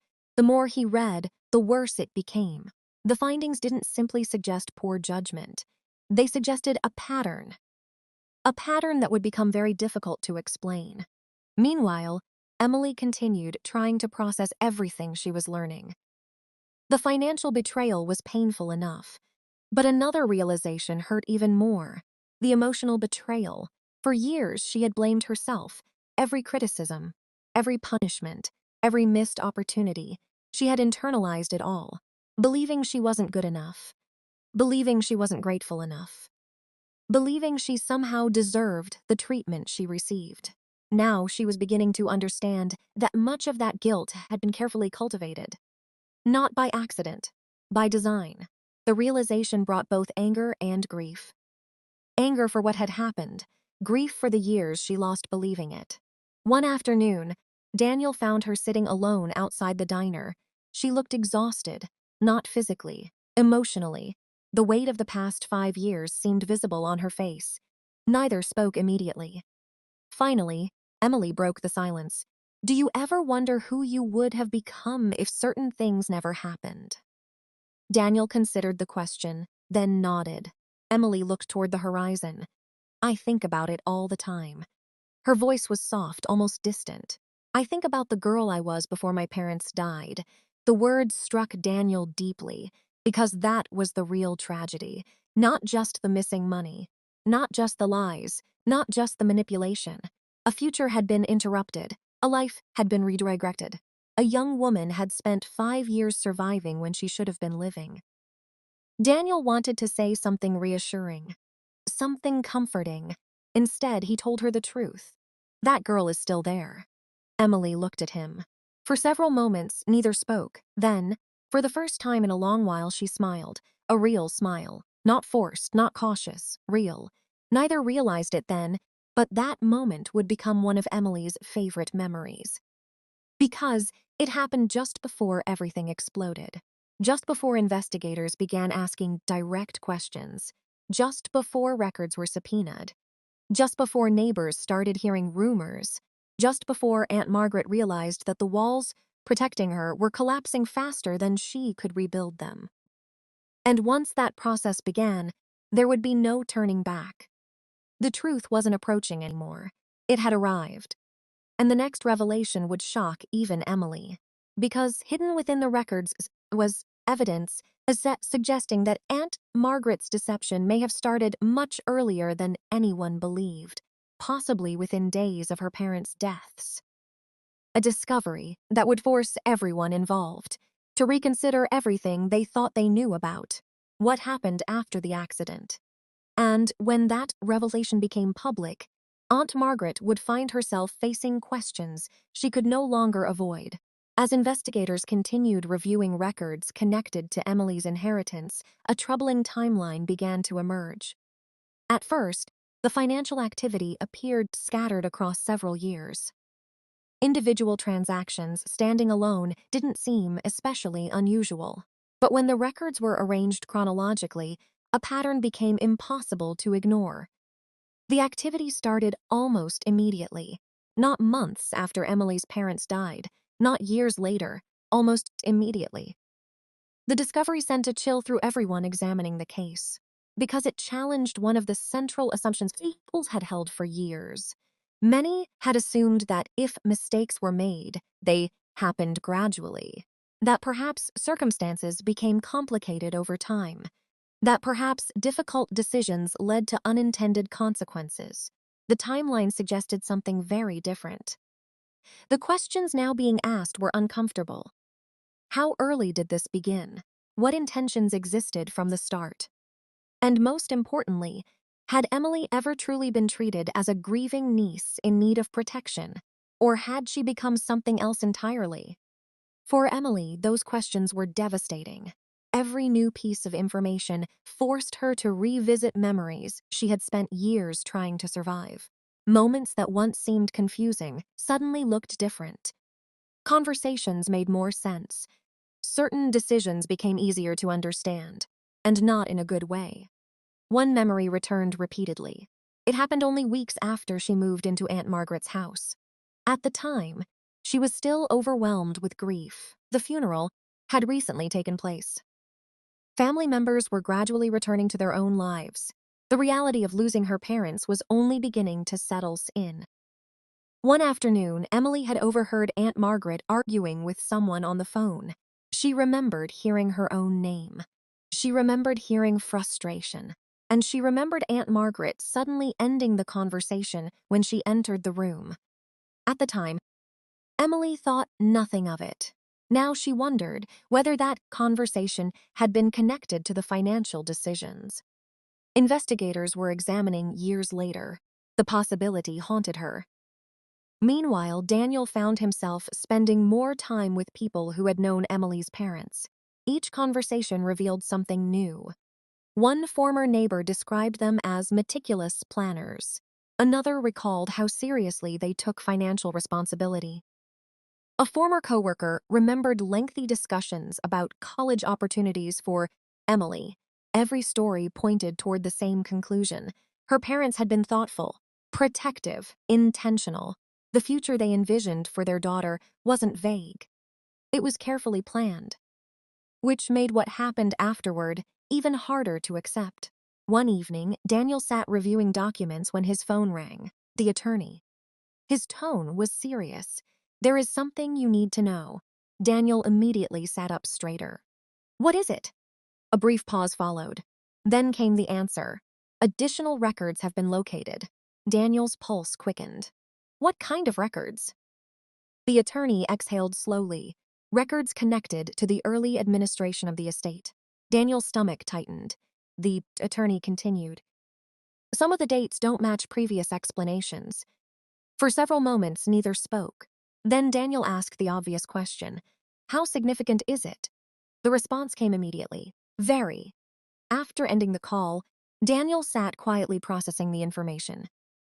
Every new discovery seemed to reinforce the same conclusion. The story Aunt Margaret had spent years presenting to the world contained major gaps. And those gaps were becoming harder to explain.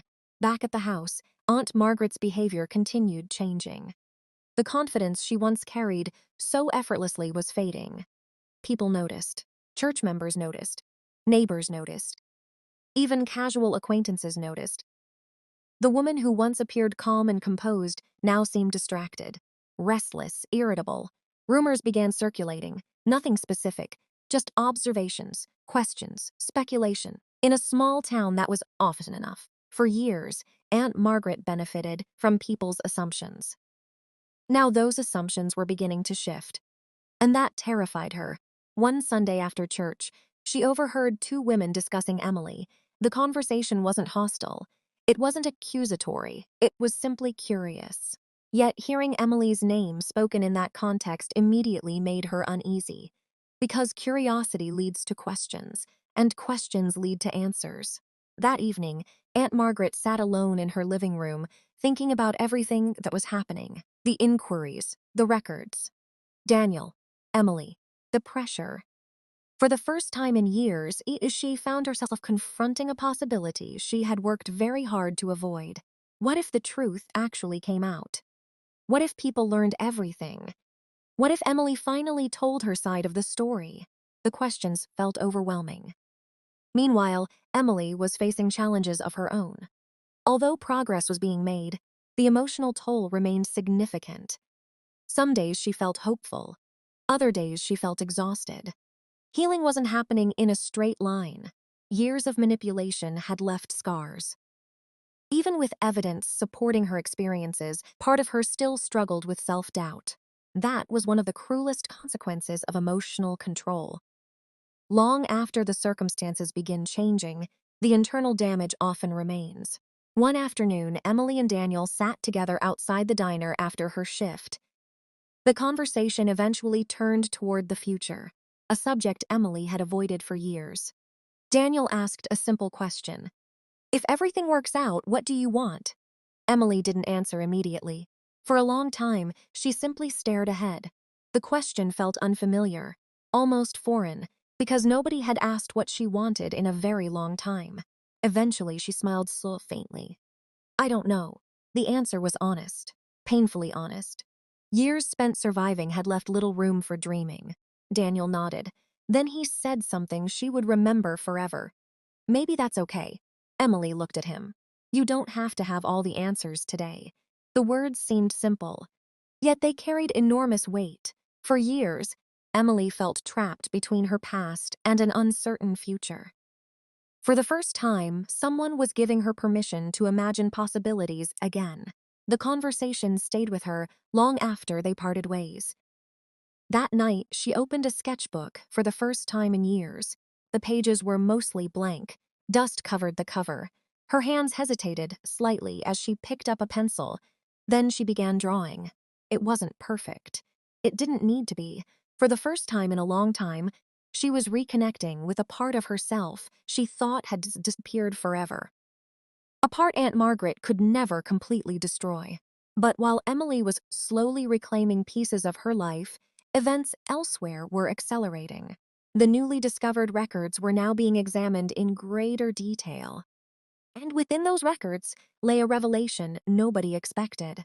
A revelation connected not to money, not directly, but to authority, control, and decisions made immediately after her parents died. Decisions that dramatically altered the course of Emily's life. When investigators finished reviewing those documents, one question immediately emerged. Why had certain recommendations regarding Emily's care been ignored? The answer to that question could change everything. Because if those recommendations had been followed, Aunt Margaret might never have gained the level of control she exercised for 5 years. And if that was true, then the story was even bigger than anyone realized. The inheritance was only part of the truth. There were other secrets waiting beneath it. Secrets connected to the very beginning. Secrets dating back to the days immediately following the accident. And those secrets were about to surface. When they did, Aunt Margaret would find herself facing scrutinies, unlike anything she had experienced before. The walls around her weren't just cracking anymore. They were beginning to collapse. As the investigation widened, attention slowly shifted away from the financial records alone and toward something even more important. The decisions made immediately after Emily's parents died. For years, everyone in town had accepted a simple version of events. A tragic accident occurred. A grieving teenage girl was left without parents. Aunt Margaret stepped forward, opened her home, and took responsibility for raising her niece. It was a story people found comforting because it fit neatly into their understanding of the world. A tragedy, a sacrifice, a family member doing the right thing. But the deeper investigators looked, the more complicated that story became. Records showed that multiple conversations had taken place regarding Emily's future in the days following the accident. Relatives had expressed opinions. Advisors had made recommendations. Certain safeguards had been discussed. Yet somehow, the final outcome placed almost complete authority in Aunt Margaret's hands. The question wasn't whether she became Emily's guardian. The question was how much control she ultimately received, and why. Daniel followed every development closely. The more information emerged, the clearer one fact became. Several opportunities existed to create additional oversight. Several opportunities existed to protect Emily. Several opportunities existed to ensure no single individual controlled every major aspect of her life. Those opportunities were never fully pursued. Whether through oversight, assumption, or misplaced trust, the result was the same. Aunt Margaret gained enormous influence over nearly every part of Emily's future. And once that happened, very few people looked closely enough to question what came next. The realization frustrated Daniel, not because he wanted someone else to blame, because so many warning signs appeared obvious in hindsight. How had nobody noticed Emily's isolation? How had nobody questioned why she seemed exhausted all the time? How had nobody asked why a young woman with resources intended for her future appeared trapped financially? The answers were uncomfortable. People often see what they expect to see, and Aunt Margaret had spent years giving everyone exactly what they expected. Meanwhile, Emily continued, trying to process the life she might have had. That was becoming one of the most difficult parts.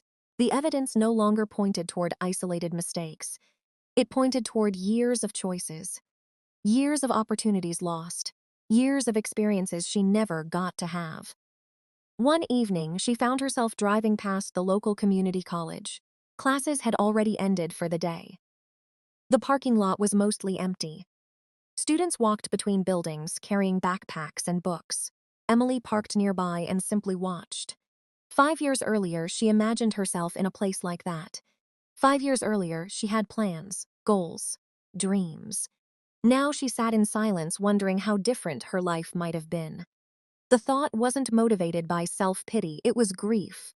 A different kind of grief than losing her parents. Grief for the future she never received. Grief for opportunities that disappeared before she even understood they existed. Grief for years she could never reclaim. When she later spoke to Daniel about it, he listened carefully. Then, he asked a question. If your parents were here right now, what do you think they'd want for you? Emily stared at him. The answer came immediately. They'd want me to move forward. Daniel nodded. Then maybe that's where your focus belongs. The words stayed with her, not because they erased the pain, because they offered direction. For so long, Emily's life had been defined by survival. Now she was being challenged to think about something else. The future, a future that still existed, a future she had almost stopped believing in. While Emily struggled with those emotions, Aunt Margaret was dealing with a very different reality. The pressure around her continued building. Every new inquiry seemed to create another problem. Every new question seemed harder to answer. The confidence she once displayed so naturally was disappearing. One afternoon, she received another request for information related to financial records. The moment she read it, panic flashed across her face, because she understood something many people didn't. Investigations have momentum. Once they begin moving, stopping them becomes increasingly difficult, especially when records exist, especially when documents exist, especially when multiple people start comparing stories. That evening, Aunt Margaret made a decision driven by fear, She attempted to contact someone connected to the original handling of Emily's parents' estate. Someone she hadn't spoken to in years.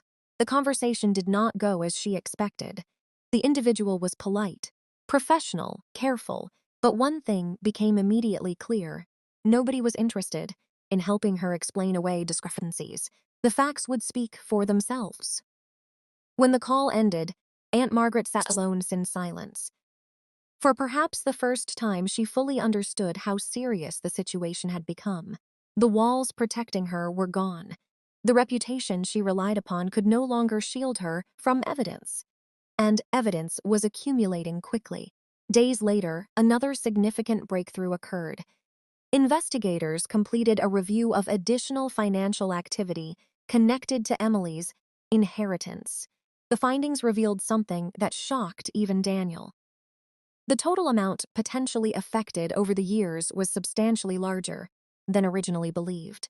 Much larger. As the numbers became clearer, the scale of what Emily may have lost finally came into focus. Educational opportunities, financial security, independence, resources intended to help her build a life. All of it suddenly felt painfully real. When Daniel shared the information with Emily, she sat quietly for a long time. No tears came at first, no dramatic reaction, just silence. Eventually, she spoke. "I kept thinking it couldn't be that bad." Daniel didn't respond. She continued staring ahead. "I think part of me wanted to believe there was some explanation." The statement captured exactly how she felt. For years, despite everything, a small part of her wanted to believe Aunt Margaret cared. Wanted to believe there had been some misunderstanding. Wanted to believe the person who promised to protect her hadn't betrayed her. The evidence was making that belief increasingly difficult to maintain. And that realization hurt more than she expected. Because financial betrayal was one thing. Personal betrayal was something else entirely. The person responsible wasn't a stranger. It wasn't a scam artist. It wasn't a criminal she had never met. It was family. Someone who stood beside her at her parents' funeral. Someone who promised she would never be alone. Someone she trusted during the most vulnerable moment of her life. That was the wound that cut deepest. As weeks passed, the growing body of evidence began attracting attention beyond the small group directly involved. People started hearing fragments of information. Questions circulated, rumors spread. For the first time in years, conversations about Aunt Margaret sounded different. Less admiration, more uncertainty. And with every passing day, one unavoidable reality grew closer. A formal confrontation. Sooner or later, Aunt Margaret would have to answer the questions surrounding Emily's inheritance. Sooner or later, she would have to explain the discrepancies. Sooner or later, the story she spent years controlling would be examined publicly. What nobody realized was that another discovery was waiting just ahead. A discovery hidden inside old correspondence connected to Emily's parents. A discovery that would reveal something deeply emotional. Something her parents had written shortly before their deaths. Words intended for Emily's future. Words she was never supposed to lose, and when those words finally reached her, they would change everything. By the time the old correspondence was located, nobody expected it to contain anything significant. Investigators had already spent weeks reviewing financial records, legal documents, account statements, and estate files. Most discoveries involved numbers, signatures, timelines, and transactions. Important information, certainly, but largely technical. This was different. The documents were found inside a storage box that had remained untouched for years. At first glance, they appeared ordinary. Letters, notes, personal paperwork. The kind of items families often save and eventually forget about. Then one particular envelope caught attention. It was addressed simply, "For Emily." Nothing more. Just two words written in her father's familiar handwriting. The moment Daniel learned about the letter, his heart began racing. After everything Emily had endured, this felt different from every other discovery. This wasn't about missing money. This wasn't about investigations. This wasn't about legal disputes. This was personal. Very personal. Arrangements were made carefully. When the letter was finally placed into Emily's hands, the room became completely silent. For several moments, she simply stared at it, unable to move, unable to speak. 5 years. 5 years had passed since she last saw her father's handwriting. 5 years since she heard her mother's voice. 5 years since she felt truly connected to the people who loved her most. Her hands trembled as she slowly opened the envelope. The paper inside had yellowed slightly with age. The handwriting was unmistakable. The moment she saw it, tears filled her eyes. Not because of what it said, not yet, simply because it existed. For a few seconds, she couldn't continue. Daniel sat quietly nearby, giving her space, giving her time. Finally, Emily began reading. The words were simple. There was no dramatic prediction of the future, no hidden secret, no shocking revelation. Just love, pure love, the kind only parents can give. Her father wrote about how proud he was of her. Her mother wrote about her kindness. Together, they described the bright future they believed awaited their daughter. They spoke about education, about dreams, about confidence, about never allowing fear to determine the course of her life. As Emily continued reading, tears rolled freely down her face. Every sentence felt like a conversation stolen from time. A conversation she should have received years earlier. A conversation she should have carried with her throughout her teenage years. A conversation that might have changed everything. Then she reached a section that left everyone in the room emotional. Her parents had written about trust, specifically, trusting herself. They reminded her that she was stronger than she realized, smarter than she believed, capable of far more than she imagined. The words struck Emily with enormous force, because for 5 years she had been taught the exact opposite. For 5 years she had been told she wasn't capable, that she wasn't ready, that she needed guidance, that she couldn't succeed on her own. Yet here were her parents, years earlier, expressing complete confidence in her future. The contrast was heartbreaking. When she finished reading, the room remained silent. No one knew what to say. Eventually, Emily folded the letter carefully and held it against her chest, as though she were trying to hold on to the people who wrote it. In many ways, she was. Later that evening, she sat alone and read it again, then again and again. Each time she discovered something new. A phrase, a memory, a feeling. The letter became more than a document, it became proof. Proof that she had once been deeply loved. Proof that her parents believed in her. Proof that the version of herself Aunt Margaret created wasn't the version her parents saw. That realization became a turning point. Because from that day forward, Emily stopped viewing herself through Aunt Margaret's eyes. She began seeing herself through her parents' eyes instead, and everything started changing. Meanwhile, events surrounding the investigation continued moving rapidly. The financial review was nearing completion. Questions were becoming more specific. The discrepancies were becoming harder to dismiss, and pressure around Aunt Margaret continued in increasing. Several individuals connected to the original estate process were interviewed. Records were cross-checked. Timelines were reconstructed. Every step brought investigators closer to understanding exactly what happened during the years following Emily's parents' deaths. Aunt Margaret knew it. The anxiety she once managed to hide now appeared everywhere. Her sleep deteriorated. Her patience disappeared. Her carefully maintained image began cracking under the strain. One evening, while attending a community event, she noticed something unfamiliar. People were watching her differently. Not openly, not dramatically, subtly. The kind of looks people exchange when they are uncertain what to believe. The kind of looks that appear when trust begins eroding.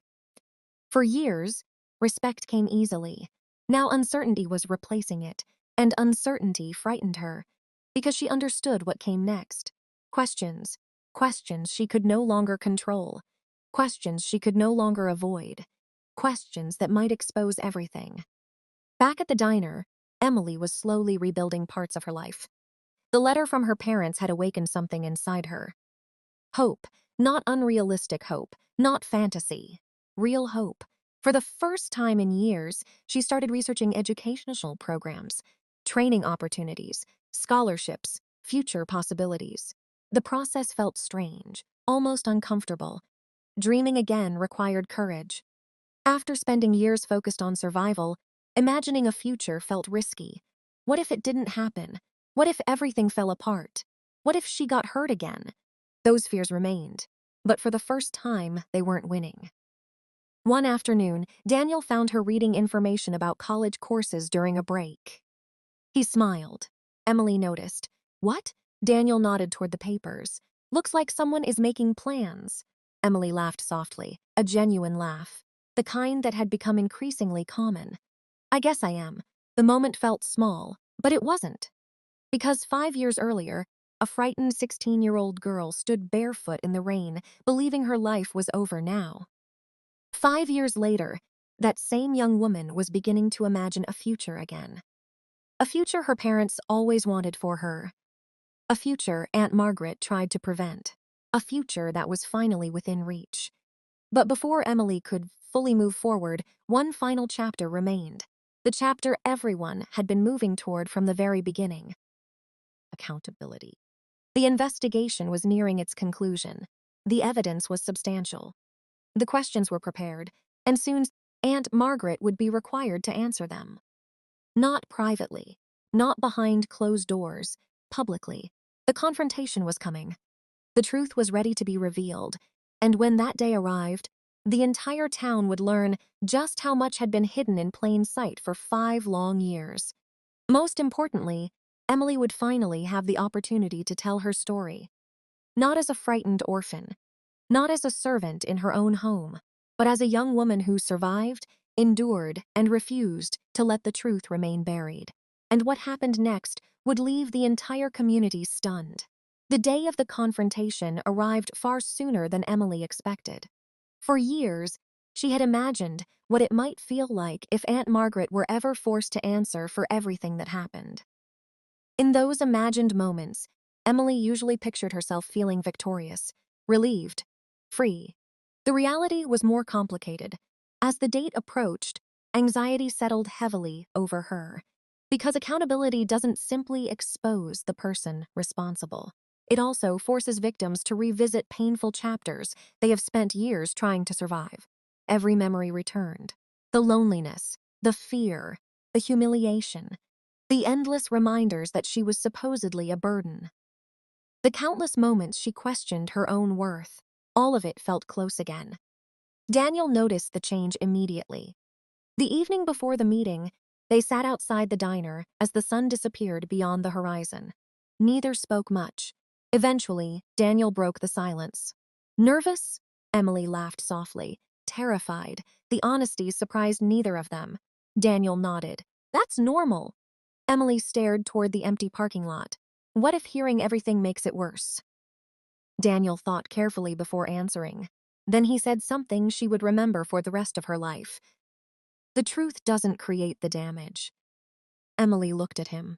The damage already happened. Several seconds passed. The truth just helps everyone finally see it. The words stayed with her long after they parted ways. The following morning, Emily woke before sunrise. Sleep had been almost impossible. She sat quietly in her room, holding the letter her parents had written years earlier. The same letter she had read dozens of times. The same letter that reminded her who she was before grief, manipulation, and fear entered her life. As she reread certain passages, something inside her settled, not completely, but enough. Enough to take the next step. Enough to face whatever came next. Meanwhile, Aunt Margaret was experiencing a very different morning. The confidence she projected for years was gone. Completely gone. She moved through her house in silence, barely touching breakfast, barely speaking. For the first time since Emily moved in, she found herself in a position she couldn't control. No carefully crafted explanation could erase documents. No reputation could erase records. No amount of charm could erase years of questions. The evidence existed, and everyone knew it. By midday, the room where the meeting would take place felt heavy with anticipation. Several individuals connected to the review process were present. Documents had been organized. Timelines had been prepared. Financial records had been assembled. No one seemed eager for conflict. Everyone simply wanted answers. As Emily sat quietly beside Daniel, her hands were trembling slightly. Daniel noticed. Without saying a word, he gave her an encouraging nod. Sometimes support doesn't require speeches. Sometimes it requires presence. And for Emily, that presence mattered. Aunt Margaret arrived shortly afterward. The moment she entered, the atmosphere changed. Years earlier, she might have walked into the room with complete confidence. Today, she looked exhausted, older, worn down. For several moments, nobody spoke. Then the questions began. At first, they focused on procedural matters: estate management, account oversight, financial administration. Simple questions, straightforward questions. Yet with each answer, the inconsistencies became harder to ignore. Documents contradicted explanations. Dates contradicted statements. Records contradicted memories. The pattern became increasingly clear. As the discussion continued, the pressure mounted. Aunt Margaret attempted to explain, attempted to justify, attempted to rationalize. Some explanations sounded plausible, others did not. But regardless of intent, one reality remained impossible to escape. Resources intended for Emily's future had not been used as intended. That fact appeared repeatedly throughout the evidence. Then came the moment Emily would never forget. One of the reviewers asked a question that shifted the focus away from money entirely. A simple question. What about Emily? The room became silent. The reviewer continued. Financial records are important. But what about Emily's well-being during those years? For the first time, the conversation moved beyond numbers, beyond transactions, beyond paperwork, toward something far more personal. Witness accounts were discussed. Observations from people who knew Emily. Descriptions of her isolation. Descriptions of her workload. Descriptions of her emotional condition. One by one, the details painted a picture many people had never fully seen before. A picture of a grieving teenager carrying responsibilities no child should have carried. A picture of a young woman whose world became smaller and smaller over time. A picture of someone surviving rather than living. Emily sat quietly as years of hidden experiences finally entered the open. Part of her felt exposed. Another part felt relieved. Because for the first time, the truth wasn't trapped inside her. Other people could see it. Other people could understand it. Other people could no longer ignore it. Then came the most emotional moment of all. Emily was asked whether she wanted to speak. The room fell completely silent. For a moment, she wasn't sure she could do it. 5 years of fear doesn't disappear overnight. 5 years of silence leaves deep scars. Her heart pounded, her hands trembled. Then she remembered the letter. She remembered her parents' words. She remembered Daniel's support, and slowly, she stood. At first, her voice was barely audible, but as she continued, it grew stronger. She spoke about losing her parents. She spoke about arriving at Aunt Margaret's house, frightened and vulnerable. She spoke about years spent believing she was a burden. Years spent questioning herself. Years spent watching opportunities disappear without understanding why. There was no anger in her voice, no dramatic accusations, just honesty, pure honesty. And somehow that made her words even more powerful. By the time she finished speaking, several people in the room were visibly emotional. Because Emily wasn't describing numbers on a page, she was describing a life. A life interrupted, a life controlled, a life that should have been different. When she finally sat down, a profound silence filled the room. The kind of silence that appears when people realize they've just heard something important. Something real. Across the room, Aunt Margaret looked different than Emily had ever seen her. Not angry, not controlling, not intimidating, defeated. Years of certainty seemed to have vanished. And for the first time, Emily realized something she never thought possible. She wasn't afraid anymore. Not completely, but enough had changed. Enough truth had surfaced. Enough support existed. Enough evidence had emerged. The fear that once controlled her life was losing its grip. The meeting continued for several more hours. Additional questions were asked. Additional records were reviewed. By the end, one thing had become unmistakably clear. The story the town believed for 5 years was incomplete. Very incomplete. The consequences of that realization would continue unfolding long after the meeting ended. But for Emily, something even more important had happened. She had finally spoken. Not as the frightened girl standing barefoot in the freezing rain, not as the young woman scrubbing floors while everyone looked away, but as herself. And that moment marked the true beginning of her freedom. What remained now was the outcome, the decisions, the consequences, the final resolution everyone had been waiting for. And when those answers arrived, they would change not only Emily's future, but also the way an entire town understood the events of the previous 5 years, because justice was finally within reach, and this story was not over yet. In the days following the meeting, the town seemed to hold its breath. For years, people had accepted a simple narrative. Aunt Margaret was the woman who stepped forward after tragedy struck. Emily was the quiet niece she raised. Few questioned the arrangement because few had reason to. Now that narrative had been challenged, and the community found itself confronting an uncomfortable reality. What if they had missed something important? What if warning signs had existed all along? What if a young woman had spent years suffering while people praised the very person contributing to that suffering? Those questions spread quietly through conversations at grocery stores, church gatherings, diners, and neighborhood sidewalks. For Emily, the attention felt strange. She had spent so many years trying not to be noticed that suddenly becoming the center of discussion made her uncomfortable. But something else was happening too. People were listening, really listening. For the first time, several individuals approached her privately. Some offered encouragement. Others apologized for not recognizing what she had been going through. One elderly woman who had known Emily's parents wiped away tears during their conversation. "I wish I had asked more questions," she said softly. Emily didn't know how to respond. Because the truth was, she had spent years hiding her pain, not because she wanted to, because she genuinely believed nobody would believe her. That belief had shaped nearly every decision she made. Now, as more people learned the truth, she began understanding something important. The silence that protected Aunt Margaret wasn't created by one person. It was created by assumptions, by appearances, by the tendency people have to accept comfortable explanations instead of asking difficult questions. Meanwhile, Aunt Margaret remained largely isolated.